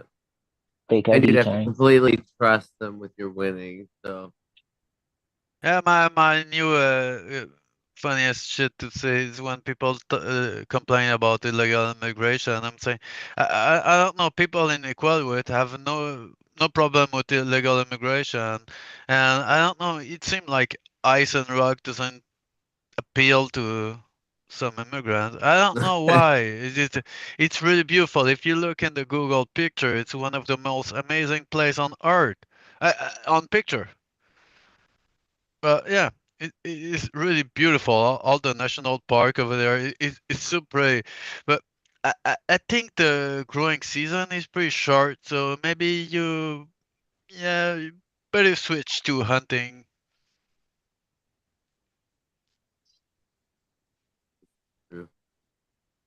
No, you guys just made me realize something that's like a no-brainer. If you want to launder money or pay somebody money, you both just go into the casino. The guy with no money gets $100 worth of chips. The guy who has to pay the guy gets $10,000 worth of chips. They fucking exchange chips and go back to the fucking bank and get their money. You're giving away my message, man. And then this way, the guy gets paid. There's no transaction. Nobody sees it. There's no Bingo. Yeah, what America, I feel like this is the reason that mob has always been involved in casinos. How the fuck did I never realize this before? This is like, dude, we used to do that all the time. Just go to different tables and change the cash into chips and then go to the window with multiple people. That's fucked up, dude. How did I never think about that ever in my life before? I cannot believe that I never thought about that before. That's so Did you ever have to clean money? What? What? Did you ever have to clean money? No, not really. I put some bill in the laundry before. They come out better now. It work even better with the money we got here. When you gotta iron is it. that what you talk about? No, yeah, absolutely. You know, if Is I there was another smart, way? the $1 bill that went through the laundry, you'd save that for when you did cocaine. But I'm never doing cocaine again. So, see, they should teach you this shit when you're young, so that you I say that don't every have time. you don't have $1 bill that some stripper just stuck up her ass, and now you Is it like somehow a ended type up of in your wallet, and now you're freaking sticking it up your nose. So Upgrade to a straw, you heathen. there you go. I always like the straw better too. we had Cut some it on a truck nice candy little when I was a angle. kid. I don't like uppers. Use a straw, you heathen. I don't want to be fucking sniffing all that shit. You know how much crap is on a dollar bill? I don't want to fucking Oh ruin man, fecal matter. That's what makes the cocaine good. It's not the cocaine. You're No, right. but even so, the people would at least use 100. You know, you got to use $100 bill. Yeah, when At they least talk, people when that they I tell hung out about with. So all, you get all the even fecal worse. matter on the dollar bill, yeah, I'm like, where are you shoving those bills? I mean, I don't remember having that dirty smell on it. I don't know. What are you doing with your dollar bill to have Have you gone fecal to a matter strip on your club? bill? Ooh, yeah, you just give me the tip. Yeah, Rich people just use the them tip. as toilet paper, man. I wish I was rich. And the city workers fish them out and put them back into the system. So that's why you need to wash your money. Now I know. Did you ever Holy find? crap. Did you guys ever find money? Oh yeah, Yeah. not a lot. What was the most 20, you 30 guys ever bucks. found? 50, I think. I found it. I found a 20 in the middle of the woods somewhere, and we were like in high school, and we snuck out of our houses, and we were walking to get a 6-pack of beer, and I see this little purse on the ground, and I pick it up. It looked like a little kid's thing, but there was like 40 bucks in there, so we got a case and we got drunk. Jackpot. Hell yeah. And then another time, one more quick one. It was Thanksgiving too, because we went to my sister's. I was riding with my parents, and somebody left a bank envelope on top of the garbage at a Dunkin' Donuts. And I grabbed it, and when we get in the car, there's 300 bucks in it. Oh and man. my parents are goody two shoes, and so am I. I'm Mine like, too. fuck that, man. I wouldn't want to lose 300 bucks. So I go in there, and my parents are like, just leave it with the lady at the counter. I'm like, I'm not leaving it with the lady at the fucking counter. She'll just pocket it and never Right. right. So I go in there, and I said, if someone comes in and claims they lost money, call this number. And I was going to give him my number. As I was doing that, some chick is frantically looking around, fucking doing shit. I'm like, would you lose something? She's like, yeah, I left my money somewhere. I'm like, how Found do your I know? $100. I was like, how much was it? She knew how much it was and shit. So I'm like, yeah, take it. That's cool, like, man.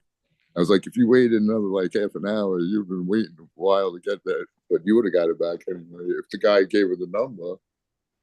That might have been her money for groceries for her kids or something, you know?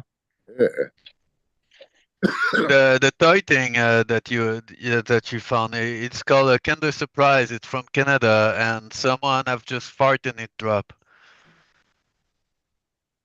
I'm pretty sure. If you look at Kinder Surprise, I know it's banned in USA. They say that it could be really bad that the kid swallowed the toy, but I don't know if I got one of those small thing. I don't know if I can show you. It should look like that small egg that is in the egg. Oh yeah, I got one. The Kinder? A Kinder? Yeah. What you get in that Kinder egg? I know, man. It's amazing for the American to show that kind of thing. It's just We that. have Kinder, but no toy inside. You see the size? I think you can do it.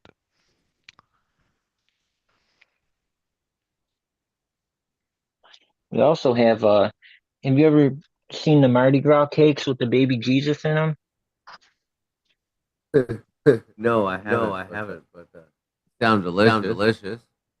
Yeah, they stopped putting the baby inside though because people would choke on them. Like they put it off to the side, but there's still a couple places that hide them in the actual cake.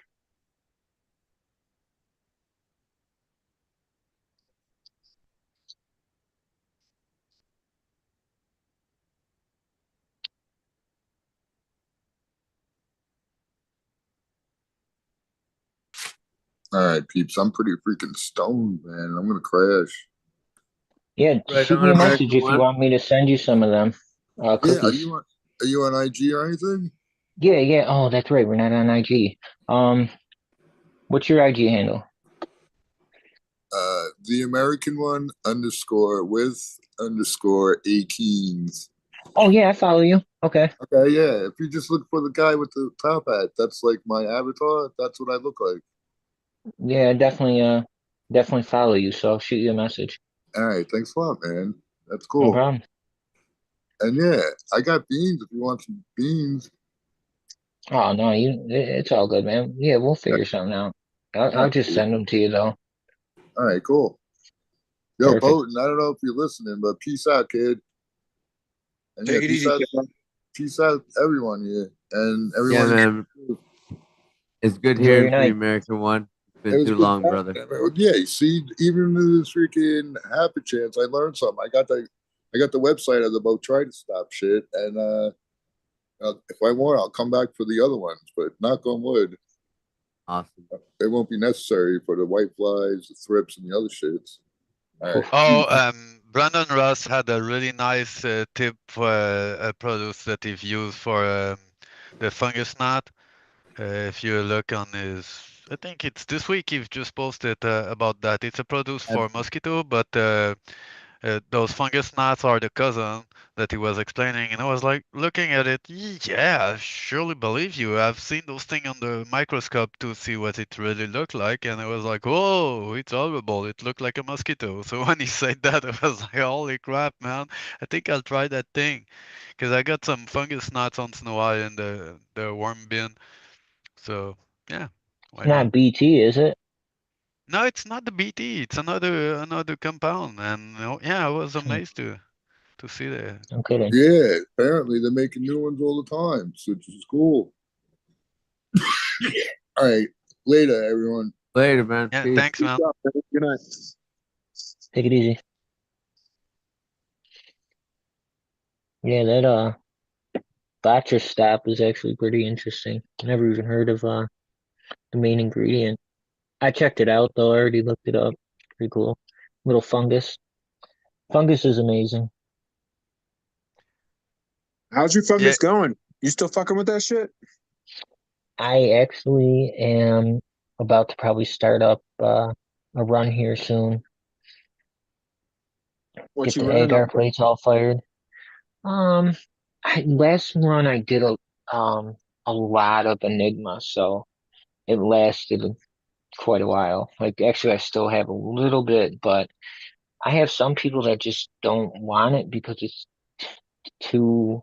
I mean, it's too potent. I guess they don't like that. You know, if they're trying to microdose or something. I guess. Yeah, I don't know.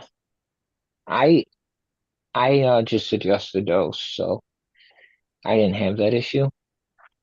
But yeah, I've had a couple people say that. I don't know if it's a mental thing also. They're not getting an actual cap and stem, like a stipe and a cap. So I'm gonna probably just grow some. I have to check and see what I have left. I know I got a bunch of swabs. Yeah, no doubt. Oh, you're gonna go swab agar liquid Oh yeah, culture? yeah. I swab agar, drop agar into the um grain, and then let it colonize, and then throw it right in the bins. I mean, I've also done the liquid culture, but in my opinion, I mean, it just adds an extra step to introduce contamination. So, the agar sterile from, you know, that's the whole reason you're doing it. So I'll just drop the agar right into the grain. Yeah, for real.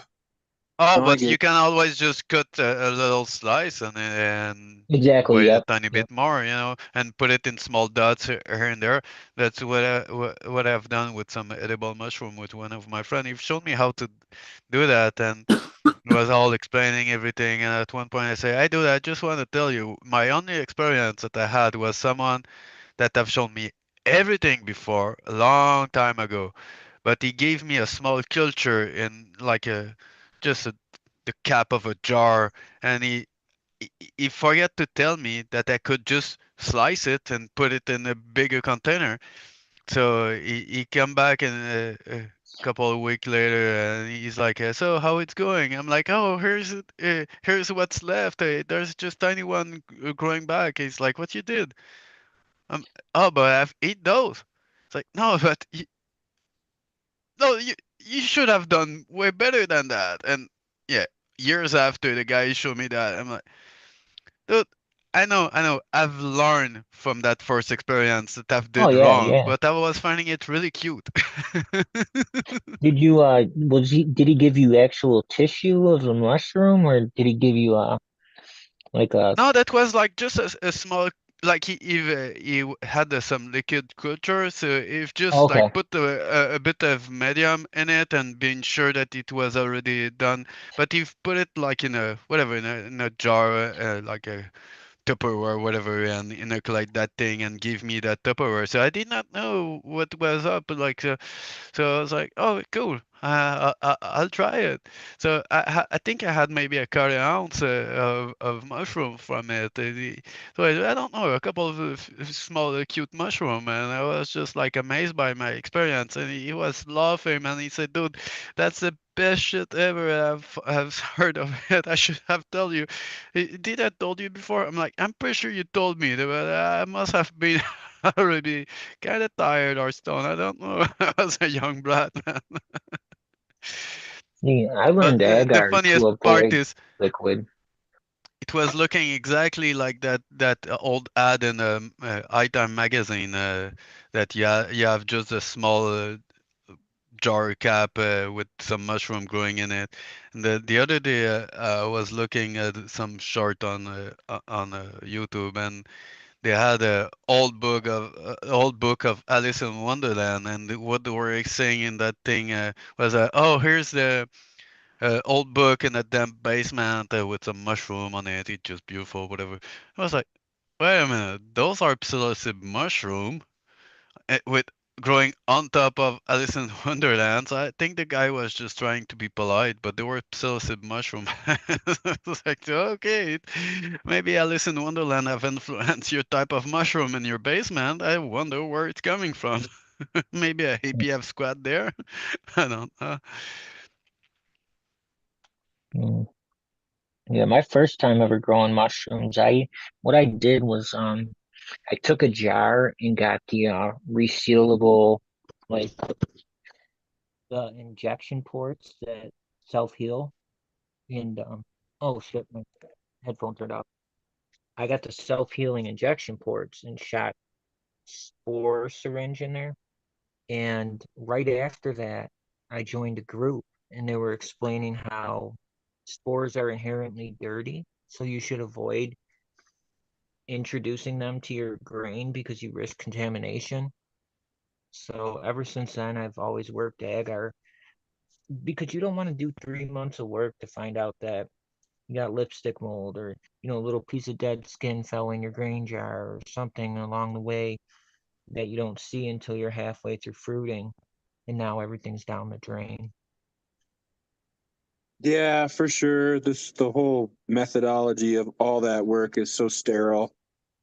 I never really got into the whole like flow hood or anything yet. I've got some bags of grain that I had inoculated a long time ago that are actually doing okay, surprisingly. Like they're already a year old, and they're like there's still white parts in certain spots. But yeah, I'm just like I got to get my shit together and divvy up this grain that I have so I can fruit a few different bags. Spread it to more grain, get some more grain bags. Yeah, I'll have to actually video chat you and show you what I got, and maybe awesome. get knowledge and just say, hey man, look at these things. You'd be like, well, what's your thoughts on mixing different grains with different mushrooms? Have you ever done like a mixture of different ones to see which ones would pop up next to each other? So, as far as the canopy would go, I would assume that if you have a faster growing mushroom that's like, say it has more vigor, that it could possibly stunt the other one. that just because it's absorbing the water at such a faster rate, but I'm sure it can be done, like absolutely. And probably without issue. But that would be my only concern is like that one part of the canopy would just be so aggressive that it could potentially be catastrophic for the other species or strain, whatever you want to call it. No, Yeah, I like, some are more aggressive. yeah, I just with having all of these inoculated grain jars and some of them look better than the others, they're white and they're nice.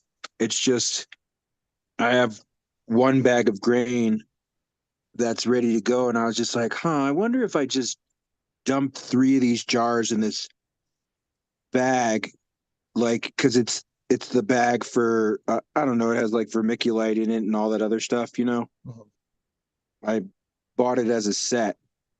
Oh And yeah, I remember that. yeah, I had Poo God, so it was like a big bag that you inoculate, and then I got my other stuff from Tanasi from Sacred Three Mushrooms, and I had it worked out really well with the Sacred Three Mushroom stuff, and I have maybe 4 different cultures that I did, and I was just wondering if I dumped them all in that bag, if at least one of them would grow and fruit, or if it would fuck it up if I mixed all the mushrooms together.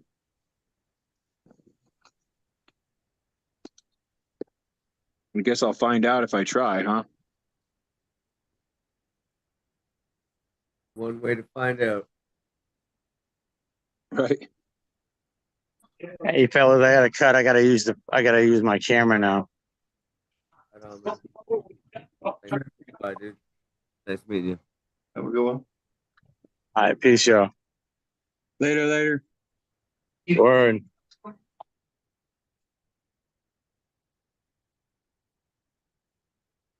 You pop any of them skunk ones yet, Potent? No, we're just finishing getting set up down there. Probably in 2 weeks. Maybe next week, but probably in 2 weeks. Nice. Yeah, I'm stoked. What's up, Jim? Chat? You're welcome to join us. How many are you guys gonna do? Do you have any certain number that you're gonna start with? I'll probably do 10 or 20 of each in the beginning. Fuck yeah. What you popping on, Shire?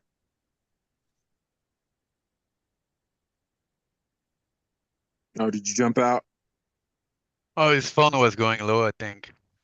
Oh, okay. Yeah, I was charging my phone before I drove down the mountain. I was still at work. It's funny, the first picture you had earlier, when I've seen you jump in and then the head coming down like boop, and then later on you come out with the cookies. I really love that, man. Like if you would like to stage it, it was perfect, man. I love it. There we go.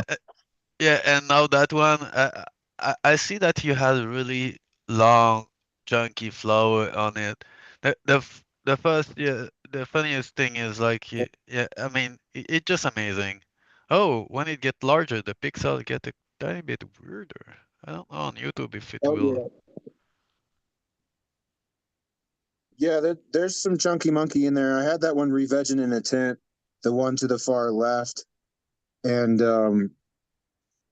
it wasn't the best time when I dug it up. It was already snowing and stuff like that. So like, it's look at that I think cola. on its way out. I should have dug it up earlier, but I got inspired because I saw Gnome Automatics has dug up one of his plants that he really liked, and he brought it inside and he babied it, and that was like basically one of the only plants that he really wanted to re-veg when I was like digging up a ton of plants and a bunch of them senesced, and then this one's kind of on its the one on the far left is on its way out, which is all right. Oh, that's all right. I forgot you got no automatic scare. That's right. Yeah, you had the same thing. You had the Yeah, 304. 304.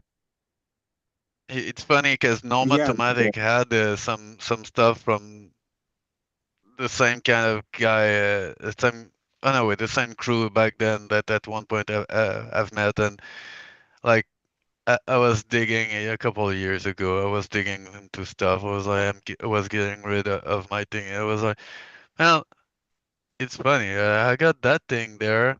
Oh, there's that guy, Nomatomatic. Oh, it look a bit like a cross of one of the thing I remember back then, and I still had the original pack, never pop up the one of the pack, and I go look in the lineage uh, what is Cole something, and Coal I was like, daughter. wait, it's Coal exactly miner's that daughter. one. Yeah.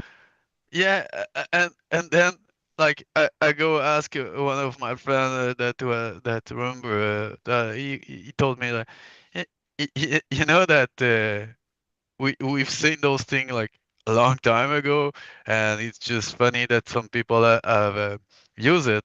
I'm like, wait a minute, here's that. It's like, oh wow, thank you. That's the ancestor that you're talking about. I give it to you. And yeah, they were still working. They're still German. It just like a kind of luck, I would say. Maybe preservation was good on my part. I don't know if I should be included in it, but I was just like, man, I've got gifted a bunch of it, and I know that I've tried it at one point, but like it was really far in my memory. And then he's like, wait a minute. It said that it came out like 12 years ago or something like that, or 12 or 15 years ago. I was like, yeah, it should be pretty much it. It's like, dude, they've all German.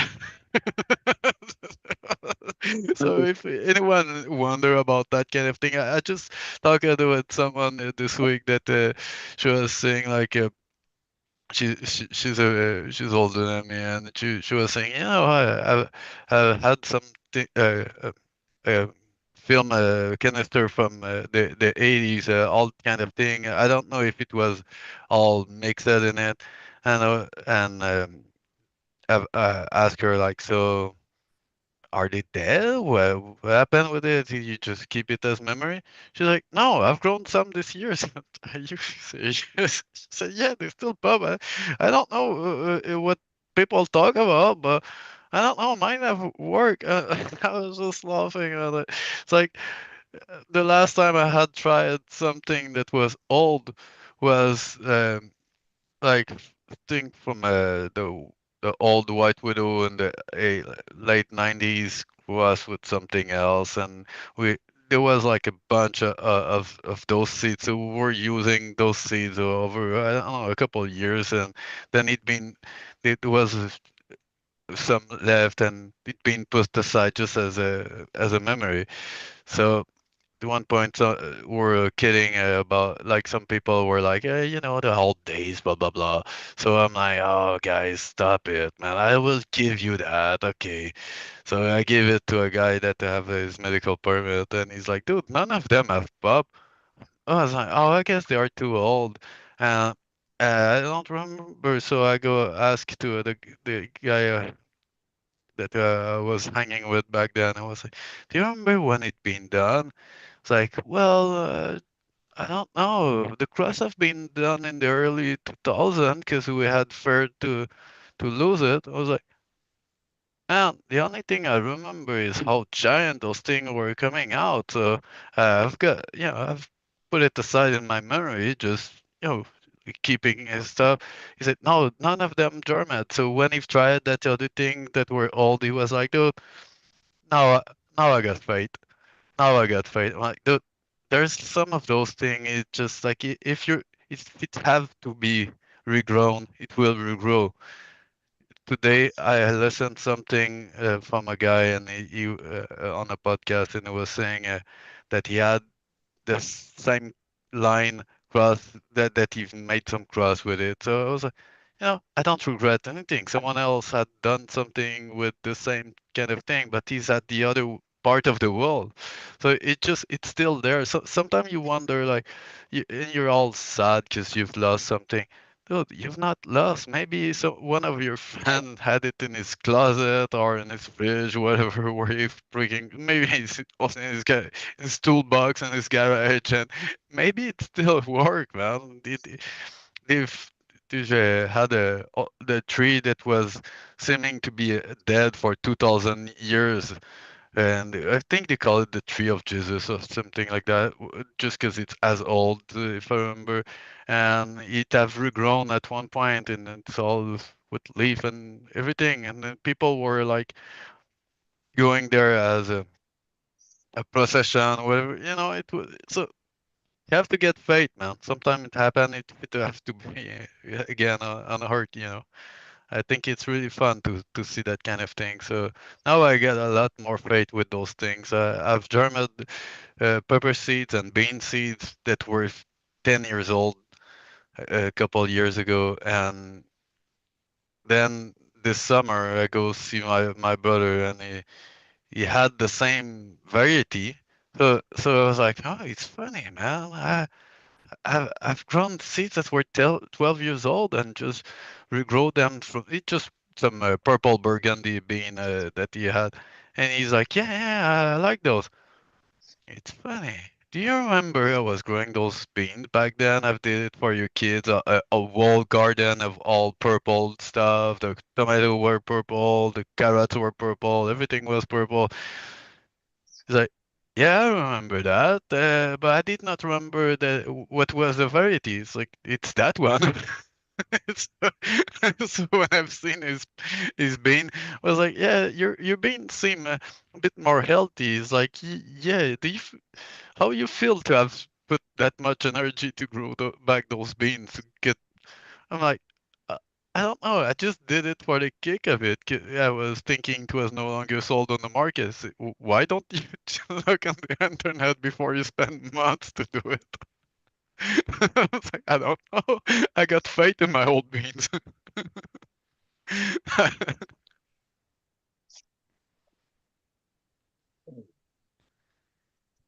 uh, yeah, is Jimmy was about to come? No, no, maybe not. I don't know. Oh, there we go. Yeah. No, I don't know, man. I think the seeds can feel your energy. Can't say they Oh no, can't. that's not the same Jimmy. Say, wrong Jim. Well, you may be a Jim Beam. No problem. Yeah. Plants definitely can, you know.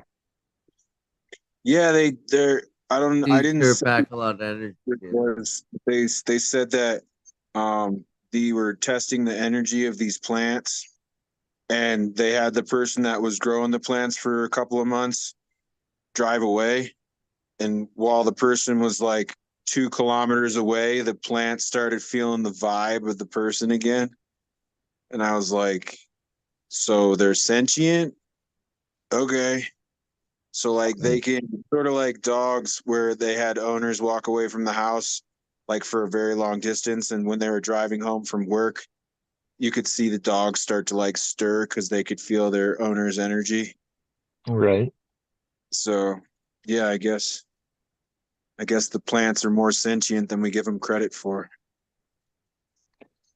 And there's so much about Mother Nature that we'll never know What are you talking about, or man? understand.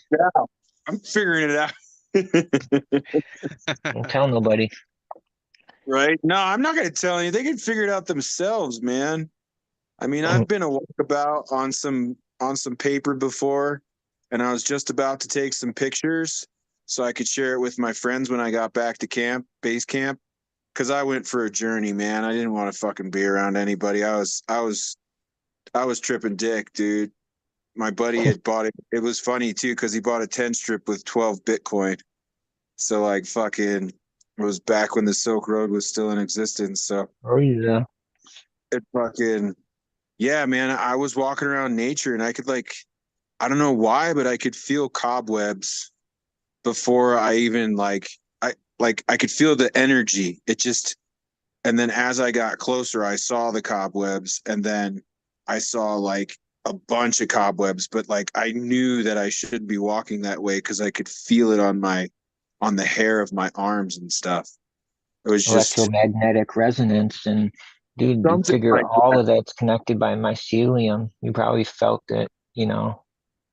Yeah, like it almost felt like when I was walking through the dense, thick forest that certain trees were like almost whacking me on purpose, like in the Wizard of Oz where she's picking the apples and they get pissed Right. off at her. Like, hey, And ghosty. right? So it just I don't know, man. It was a fun little journey. But yeah, getting back to It's what awesome. plants can think. I remember when I walked into the grow when I first started to become a grower in the commercial grow, and I was just like, I wonder if they can tell that I'm here.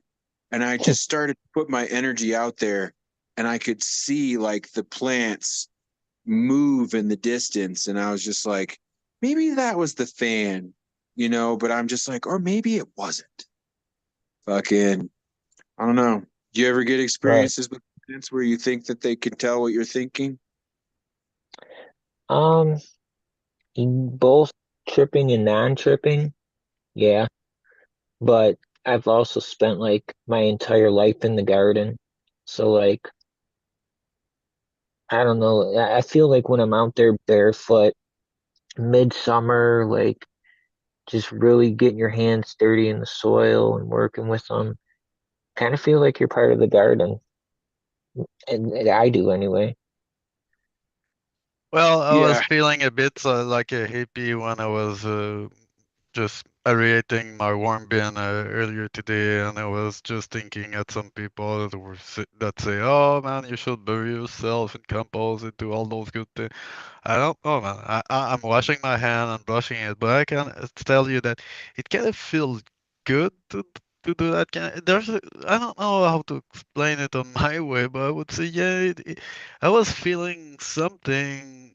It may be like all the life in that thing that it gets you back in contact after a couple months of not touching the ground, and surely a connection there. There's surely some. Maybe, like you said, it got magnetic field. Everything alive emits some magnetic field. So when I was a kid, I remember that I was feeling the energy of a big tree that was in the backyard, if I can say. It was like outside. I was already always playing around, and at one point, I started to feel like there was a field of energy of that tree, and it wasn't always equal like the deepness, if I can say, where I can feel it, how close or that I am. And oh, I remember that from being a kid, because someone I think it's maybe my mother or a neighbor that was like, "What is doing?" And then just looking at me, they figure out like there was something about like you seem to feel something. He's not tripping. Yeah, I wasn't tripping. It's true. You guys have figured it out. We've never talked about it before. There's something about that. Now there's discovery about it. But when I was kids, it was more like a magical and whatever. It was more like a esoteric things, whatever. Well, it's not, man. The big trees are having an energy that is different, mostly when they are old and all that.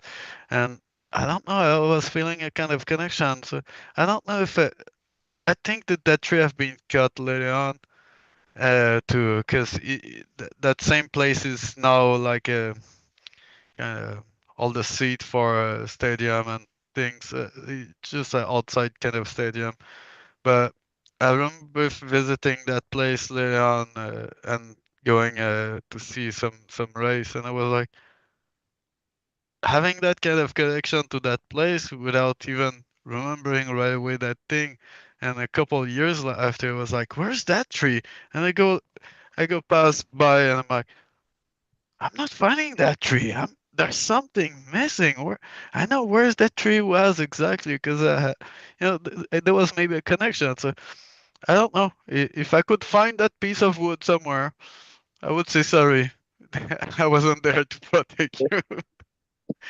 Well, I wish they could have kept the tree because it was a good 100 and more years old, and it have been preserved when they've built the the school nearby, and you know.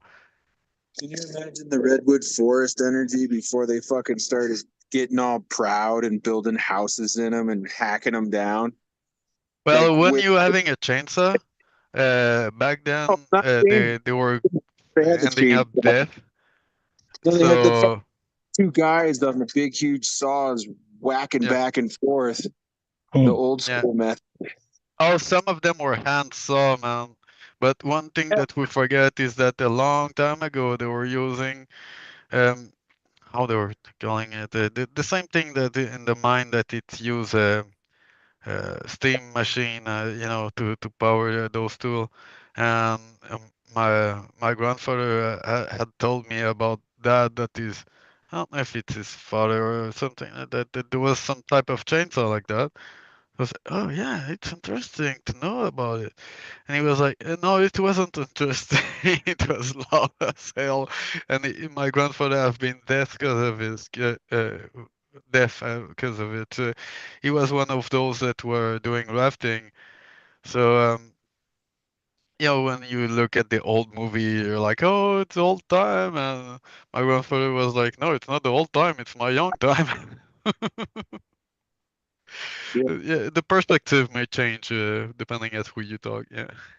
Well, no, I just think the perspective back then, like, what the fuck were they thinking? Cutting down trees that fucking large, like, hey, by the way, we don't have to cut down so many trees if we cut down this fucking ancient one.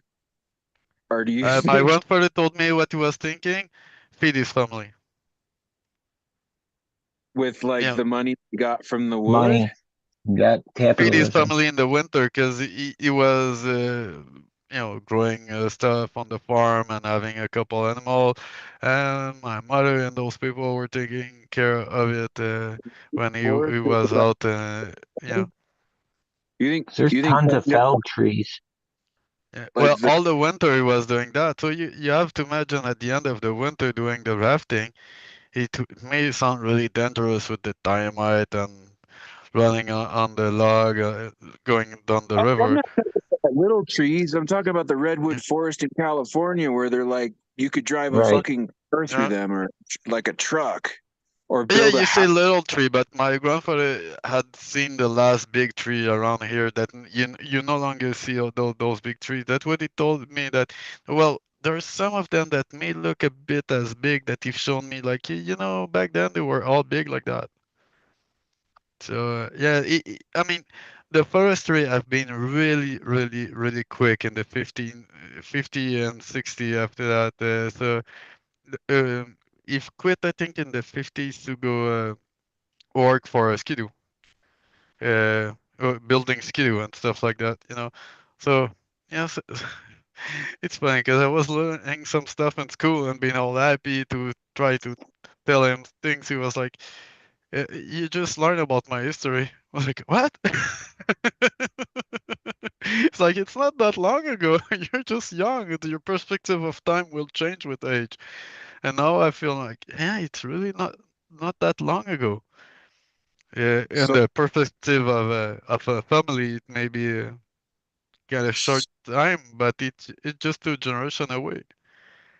Wow. so they didn't like try to grow trees or anything like that. They were just like these trees are here for us to cut them down, so we're going to cut them down and we'll figure If cut trees in his on land with his father to make it into field, and at one point I go with him showing some spot that I had bees there, and he was telling me that we've passed beside a field that was like just letting go with some bushes that were maybe 10 years old, and he shed a tear. I was like, Yeah, yeah, it's not been used.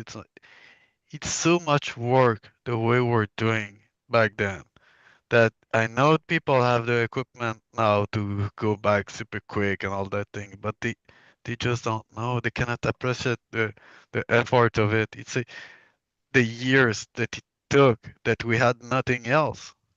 We had to go hunt and cut those trees and put it make our table with it. It's like it's not a long time ago. It's really Check not a this long time out. ago. The commercial logging started in the 1850s. It said the redwoods once covered about 2 million acres, which today there's only 5% of left. Yep. They decimated it. And like they did it for fucking the booming economy, Logging industry. Yep. for people to have like dumbass tables and chairs that they don't even fucking use anymore. The From most the gold amazing rush. building I've seen with it is in Oregon. That was well, I've seen it on picture. That was all the huge red wood, like the you said, and it burned. I think in the 50s. So they've built that thing from when like it have lasted about 60 years, I think. And it was like a castle, if I can say. And we think at the oh yeah, I got an old cabin with a log. No, no, that thing was a castle, man. It was huge, and they've made it for remembering the Lewis and Clark expedition. So they've kind of blew it huge, but for them it was just available. But so I don't, it just to learn that thing, it gave me more respect to my ancestry, ancestors. It's crazy how we don't even know what was there before. I just think that we should remember those things and have a small part of our land that we can at least letting it go, man. The nature is stronger than we think. It could come back, but we are more and more human. We need some resources, everything. I'm not like saying I hate all the evolution, but I, without even having lived it, I think I would have liked to be able to experience a part of it, instead of just being a memory from my ancestor. Oh yeah, it makes me nauseous sometimes to think about what people do for land here. Like my neighbor, he was all talking about the Colorado laws and how he was upset that they're not allowed to hunt um, wild cats anymore because the farmers around here want to hunt mountain lions because they kill livestock. And in my mind, I'm just like, just fucking grow more livestock. What? So you lost like 3 cows and maybe you got $1,200 a cow for like what Yeah, it's because like. you got an abundance of it now, but it wasn't like that. They get compensated for that. There's a bunch of whiny ranchers in Colorado that are crying about the wolves coming back, and it's like they've killed 4 fucking cows in like 3 years. Like, fuck off, dude. Like, I thought coyotes kill more cows. Bro, I have chickens, right? And I have little baby chicks, and like 3 of them got picked off by raccoons. And I'm like, when the springtime comes, I'm gonna just fucking grow more baby chicks. Like I'll let my hens get more broody, and I'll just incubate more. And then if I get coyotes around my house, I guess that's a good thing because then I have an abundance of life. And then if I get a couple more barn cats and they start breeding, then there'll be food for the coyotes. It's like, I don't mind if my shit gets picked off. That means that there's actual nature around my house. Well, the other thing too is just get stuff that's going to defend them, right? So if you're dealing with raccoons, get a turkey or something that's going to fuck them up. Or if you're dealing with coyotes, just get a llama or an alpaca. Dude, they'll decapitate a fucking coyote. And you okay, cool. So you just have like one other animal that hangs out with the chickens. Like you don't have to like do anything crazy. Or I don't know, buy a fucking Pyrenees, right? Like just get a fucking farm dog that actually is made. And then you don't have fucking wolf problems or mountain lion problems. Like So you're talking about importing illegal immigrant in Colorado? They're not native, the alpaca. My buddy has the Pyrenees, or what he has, like the ancient line. So, whatever, it has a double dew claw. It's like a 2,000-year-old line that he has. But he has one of them so far, and it's a female, and I'd love her to breed, but because she's just a magical dog. But yeah, I just when he told me about how he was upset that people can't hunt mountain lions, and he's like, well, there's only one way to hunt them anyways, and that's with a pack of dogs, and then you chase them up a tree. You don't want those fucking things around your farm, man. They eat livestock. I'm like, Oh, shut up. all their other fucking food. I didn't say anything to him because I'm like, you can't fix stupid. But Right. I mean, like, Oh, you have to respect there's another perspective that you have now. And back then, it was all fun and game. Mostly that game was going up the trees and doing a really nice carpet. You know, it's really different how we think now. I don't say it's good or wrong, 'cause it's another time, and for them back then it was right. Well, we don't need it to keep warm anymore, though. So, you know. right, or for sport, and they're just doing it so that they Mhm. can have more livestock that they're growing so they can make more money. It's not that they're feeding their family, it's that they lost out on $1,200 so they could buy a dually truck, or so they could buy another fucking AK-47 and go pop off a few rounds that are $2.50 and $1 a piece, Well, like now it's like that, yeah. No, but I yeah. mean, like, But I'm just think no, at so 50 it's years totally and 100 years ago, it's different, the perspective. there was bears that were fucking like 10 times the size as they were now. Like animals were just killed for sport in the Roman Colosseum. They made fucking certain Yep. lines of animals extinct just to watch it for fun, dude. Right. Yeah, now Go for I'm watching fishing people and on shit, IG too. arguing. History. Like I don't think humans have the right idea when it comes to killing animals in general. I think that maybe long time ago people needed to do it because they only had a particular amount of livestock, but Yeah, for the not last to that extent, though. yeah, man, I don't know, whatever, dude. I just thought it was funny that he was all happy about the way the fucking election went, except for the one thing that I was just like, dude. It's like they didn't worry about the future, especially the future of the ecosystem or, like any anything around them. It's like only right now, keep warm, eat. Instead, like they could have had a sustainable garden, that just fed their family just as easy. And I understand certain weather conditions don't allow for that, but like your friend or not friend, farmer you were talking to, get a pack of guardian dogs. Dude, Heart and Yep. Soil's got the guardian dogs, and he said they scare off everything. Big cats. Or He's out there in Colorado too. he was saying, dude, Pope was talking about his female one would whine and fucking have them stick their head through the fence, and then the male dog would come and decapitate him. Yep. Dude, these two assholes right here. Oh yeah. So I'm come here. just I am always laughing when I'm talking about the bird that loses He would head. call him I in. won't. This one right here calls him in, and then come here. Come on. And this one right here is the killer. He's quite a bit What kind bigger. of dogs are those? So he is German Shepherd, Malamute, and a wolf, and then she is a wolf husky.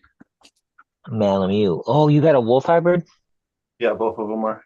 Oh man, I really wanted one as a younger guy. Yeah, and his head, like between his ears, is bigger than my hand is wide. Yeah, man. I think, yeah, I get it from a lot of the ranchers around here in Colorado. They want to control things so much they don't like anything. They don't even like birds of prey. Like, Oh and come on. they'll shoot things out of the sky if it's not like an endangered because they don't Out of 10 years of the Fish and I'll Game, shoot them. like 10 They years. don't all had someone like my grandfather to shed a tear when they see a land just let go. Some people are, oh, it's just nature coming back. It's like, no, you don't understand. There's a balance and everything, but all the energy, the effort, we had to remove the stump with a horse or burn it for days, and the tree were big on it.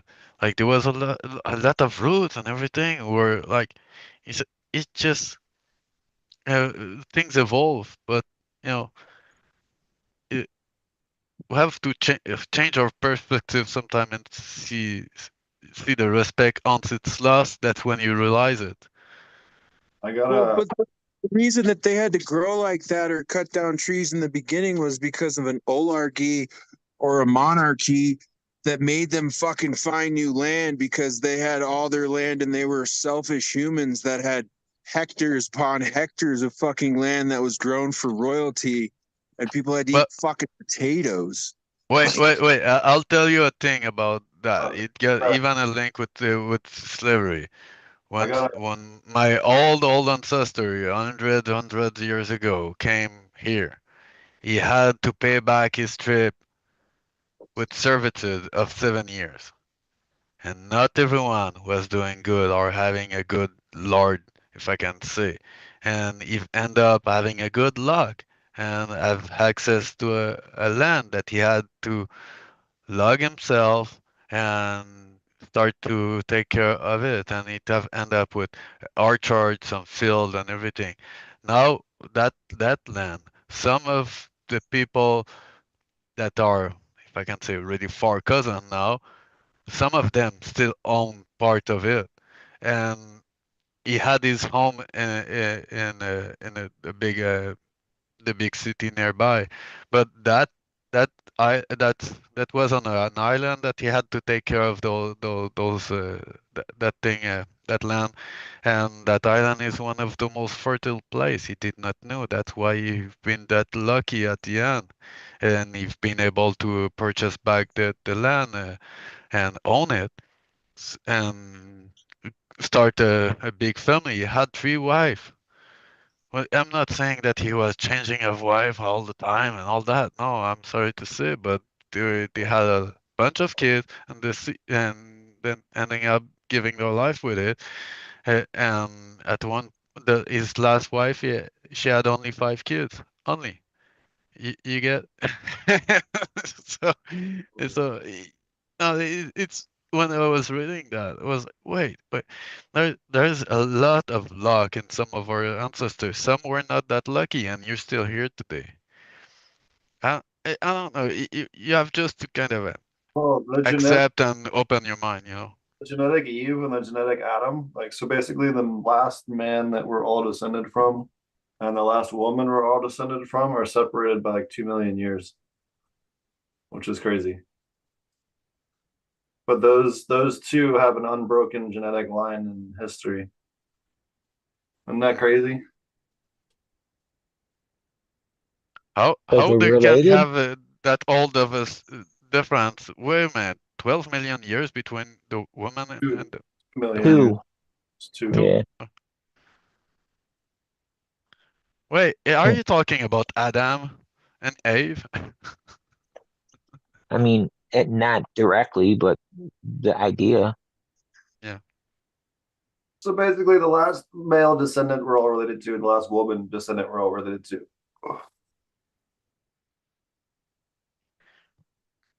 I wasn't thinking to start with the turkey and end up with that, man. So you're saying our bloodlines are over 2 million years old?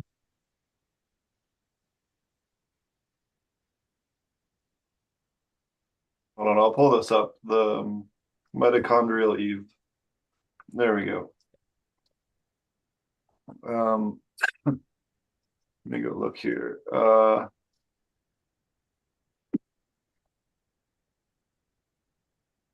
Oh, maybe I was wrong on this. I'm sorry, they're 300,000 years apart. My bad. That's still Still a long time. right. So when Antarctica defrosts and they find newer bodies that are older, They'll just do more DNA sequencing. Eventually, they'll find an older one. But Right. Yeah, I know. I've found back my keys at one spring at one. Yeah. what's super cool about them doing the human genome stuff now with the other hominids is there's 2 species of hominids, one from Africa and one from Asia, that they've never found the skeletons of, but they have the DNA for it in the other human DNA they found where they saw the hybridization. So there's like 2 ghost species of human that they've not found yet skeletally, which is interesting that they can see from the DNA. But our DNA, they're in our DNA, or they found the DNA somewhere else? No, they found it in African, human. Okay, that's what I thought. Gotcha. Yeah, Same thing. because Like there was a small quantity. It was about 5,000 human at one point that have kind of. It was a lot more, and then it have shrank to about 5,000, and they can see it when they analyze DNA. It's a complex thing to explain right humans now. were down to less than 1,000 breeding pairs at one point. We almost went extinct. Really? Yep. Say though, Do they know when? It's a spoonful of shit. It's like, I don't know, bro. Like, who are these people at the top feeding us this fucking handful of lies? I mean, or this information, if you will. Well, there's a variation of trait, okay, and the older that it is, the more variation there is. And what we see now is a variation of those traits when they get line bred, and you can count that and measure that. Also, it lines Right. up with the Toba volcano eruption, where they think that might have basically caused a nuclear winter, or a volcanic winter 900,000 years ago. But that's also Wow. when like a lot of the other hominid species died off at the same time. So like something fucked up happened. A comet hit the Earth. Could be an Something. illness. Yeah, like a plague Um, or something. Yeah. Um, but yeah, so and that's also too where they think that like the current blood groups could have been from then, because they were in like 4 isolated populations or 3 isolated populations. And that would explain a lot with like, type O, type A, type B for the And blood type as well. there's like a different bloodline too. I forgot the letter of that, but it's that's why they were There's saying another one. So I was at the hospital, a couple weeks ago with the Munchkin, and there was a person before us that was in there like the same week that had RH negative or RH What? null. So they don't have an RH on their blood type, right? So they're not positive or negative, they're just nothing. And they don't have that in their blood, which is fucking crazy. So who Right. was the negative, the woman or the man? Well, so like the closest person for them, if they needed blood for this lady, was like 4 hours away to get the blood for their blood transfusion. Jesus. And there's like less than 400 people on the planet that have this blood type. I was like, that's pretty That cool. is Like, insane. That's like nothing for that's the amount More of humans respect in there the. is. their blood works just fine on RH people. Like if you're positive or negative, then it's perfectly fine. If A, B, or O, they don't have there's no problems with that. So they're kind of like ultra universal donors. Right. I wonder where the furthest they found these bloodlines are, like the Asian one that they can't find and the African one. Like, is that how they come up with the idea of Pangea and like just the bloodlines in areas that they would not be able to get to, you know, other than traveling by animal or Here, something? yeah, here the ghosts in the family. There are at least 2 super archaic ghost hominids interbred with Neanderthals, Denisovans, and modern humans. Let me pull this up here. Yeah, here we go. That what Joe Rogan was saying, he has more Neanderthal DNA than others. I believe it. Yeah, look at these Cro-Magnus. Yeah, so there you go. That's the ghost ones. What website is that? This is science.org. This is the journal Science. Oh, okay. Yeah. This isn't kooky stuff. This is legit. Right. But yeah, it's super cool. This was like found recently. Oh, wow. They're doing more sequencing of 2020 when they were doing sequencing of other hominids. Hominids, they preserve the DNA in the teeth really well. So if they can find some old teeth, they can get the DNA a lot of the time.